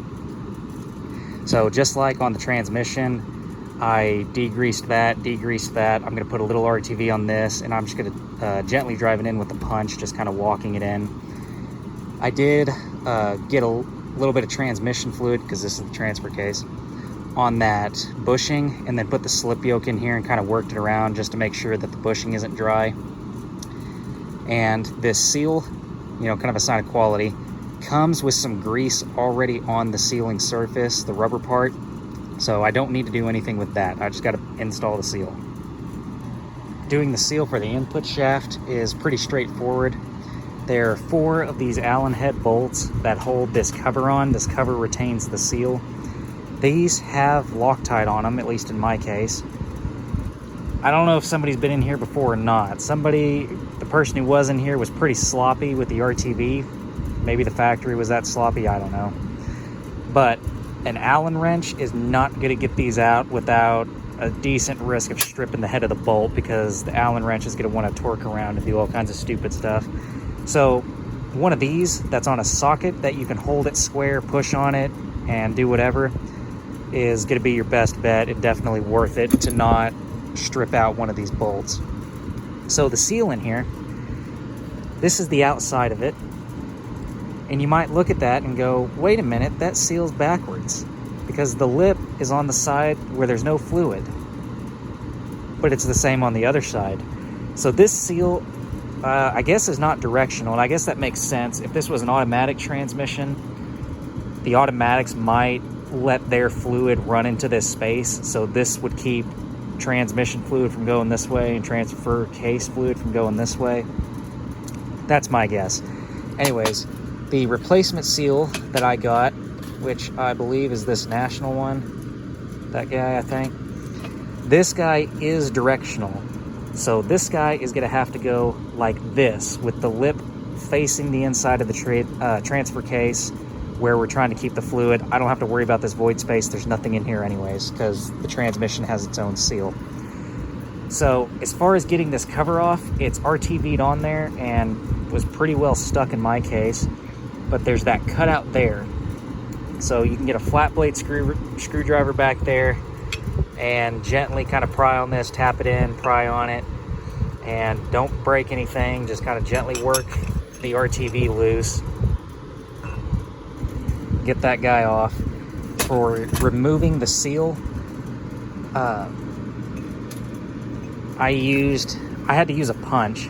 So what I did is I supported this whole circus over here like that, where there was some space between it and the workbench, and I took a punch against the metal part of the seal and started trying to hammer it out. And once that was moving, I was able to use a big socket, not to tighten anything obviously, just to drive the seal in and out, and use the socket to drive the seal the rest of the way out. And I'll use this socket to drive the new seal in. I got to get the outside of this guy degreased, degrease the inside of this, and I'll put some RTV where the red is, just like I did on all the other seals. Tap it in here, a little bit of RTV around this guy after I degrease it, put it on. That is a drain back hole. I don't know if that's a drain back hole or a loop hole. I'm not entirely certain. It might be supplying, I suspect it's supplying lube oil, so oil would be coming this way to get to this front bearing. So it's absolutely critical you don't put a bunch of RTV around this hole where it's then going to cover it up. When I took this apart, it was almost covered up with this piece here. So you want to be careful not to do that. Oh, great. All right, so this transfer case also uses Satan's lazy snap ring, so I guess that's something to look forward to if I ever got to rebuild this transfer case. So that's the amount of RTV I'm going to go with, just a real thin coat of it, but a solid coat of it. And I put a little bit on the back of the head of each bolt, just so that nothing weeps past them. And I'm going to put Loctite on these, a little oil on the inside of that seal, and then put this back together. The next seal I'm going to do is this one for the front output shaft.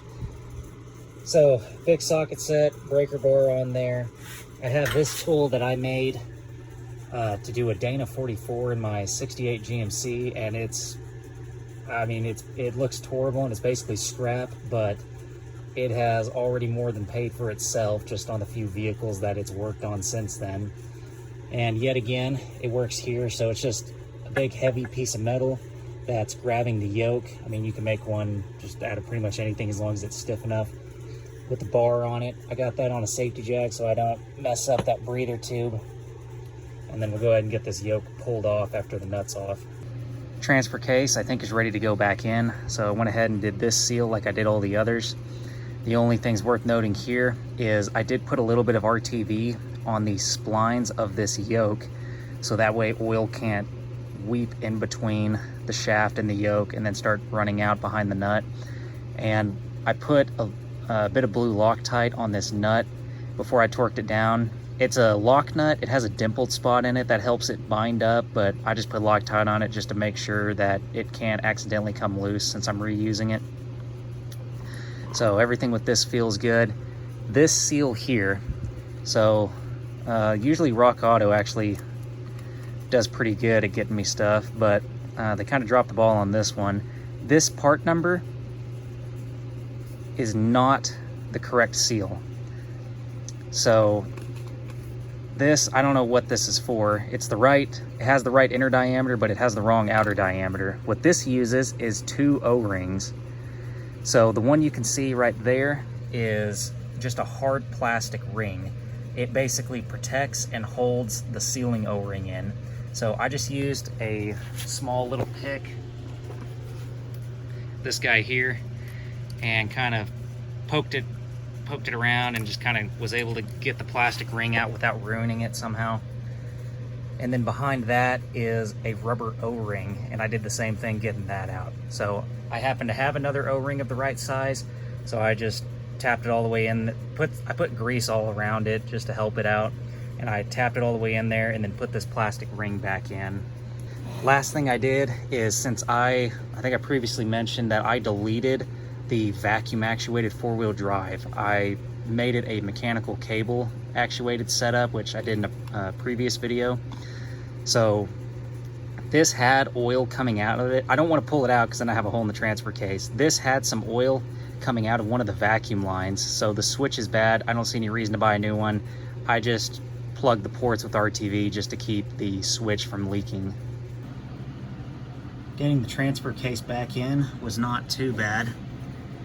I used the ratchet strap across the 2x4 on the fenders to support the motor and the transmission while I repositioned the jacks. I started with the floor jack delicately on the oil pan, trying to get on this backside that's more structural. Again, do that at your own risk. Pulling that oil pan sucks if you ruin it. And that allowed me to get this out so that I could put the transfer case on it. From there, I got ratchet strap around the transfer case because it's going to do just like the transmission. Really, if this had a rubber mat on it, it would be so much better. But whatever is on one of these jacks is going to do every single thing it possibly can to find its way back to the ground. So strap it down so it can't fall off the transmission jack. And I worked the tail shaft up over that torsion bar cross member. I did put the gasket, I used a little bit of RTV to hold it to the transfer case, so I didn't have the opportunity to forget about it, because that would have sucked. And this gasket only goes one way. The big fat tab, in my case, was up at the top, and that's where all the bolt holes lined up. From there, I just kind of worked everything up until these two were kind of at a angle towards each other where the transmission needed to come up. So I scooted this jack forward, picked the transmission up, picked this up, got it all slid together. This was, again, ratchet strap down. So I just used the angle adjustment on the transmission jack to get the bolt holes lined up on the transfer case and ran the bolts in. And I don't know if it's strictly necessary. It just was on a different piece of equipment that I was working on one time. But I put a little bit of grease in between the splines of the transfer case and the transmission.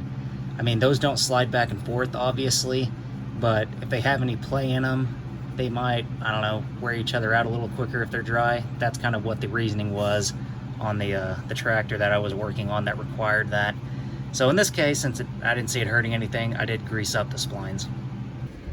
Well, I'm trying to get to the end of this deal and hit a snag. They designed this cross member such that if the cross member is in the car in any way, it is impossible to get the exhaust back in. So I guess figure that out while you're getting the transmission and the transfer case in and not having anything to hold it up. You also have to deal with putting the exhaust back in the car. It's about maybe half an inch too long to clear. You know, you got all that room over there. Somehow can't fit this up in there because of where the cross member for the transmission is located. If they would have scooted it back just a little bit, you'd probably be able to do it just fine, but I don't think they think about those things. I think that's about every tool that I had to use in this job. Quite the tool set required for this deal. Since this was broke and apparently nobody makes an aftermarket part, I thought this might be worth sharing. So this printed circuit here, somebody snapped this side of it off. So the way that I fixed this is I sand with like a 220 grit sandpaper. I sanded down just to clean it up the ends of the copper on this side. And then I took a really small drill bit and I drilled through the copper, took my wire, poked it through there with a little bit, I put some flux on it just to help it out on the wire and where I wanted the solder to go on the copper. And then I used some electrical solder specifically for circuit boards. It's a lot thinner than whatever, like the big spool that you'll get from the hardware store. It's a lot thinner, melts at a lower point. It's just way easier to use for stuff like this.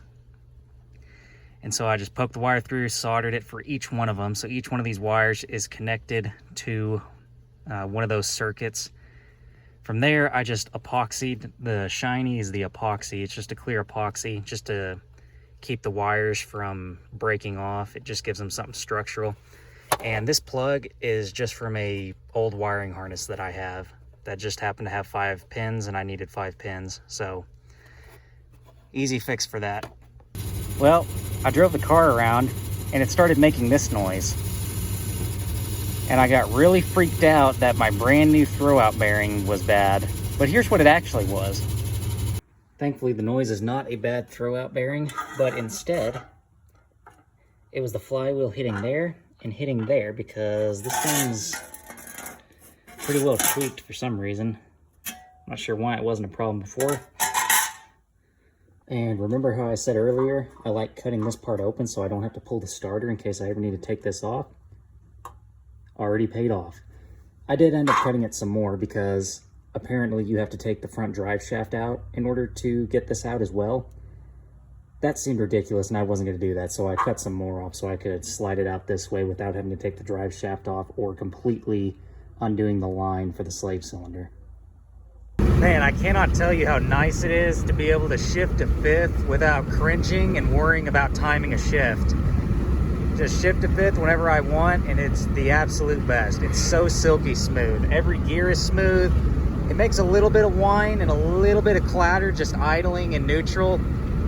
But I think that's just because of the wear in the gear set and there's no way around that. But it is so much better than it was before. I no longer feel like this transmission is actively dying on me. So we'll call that a huge win.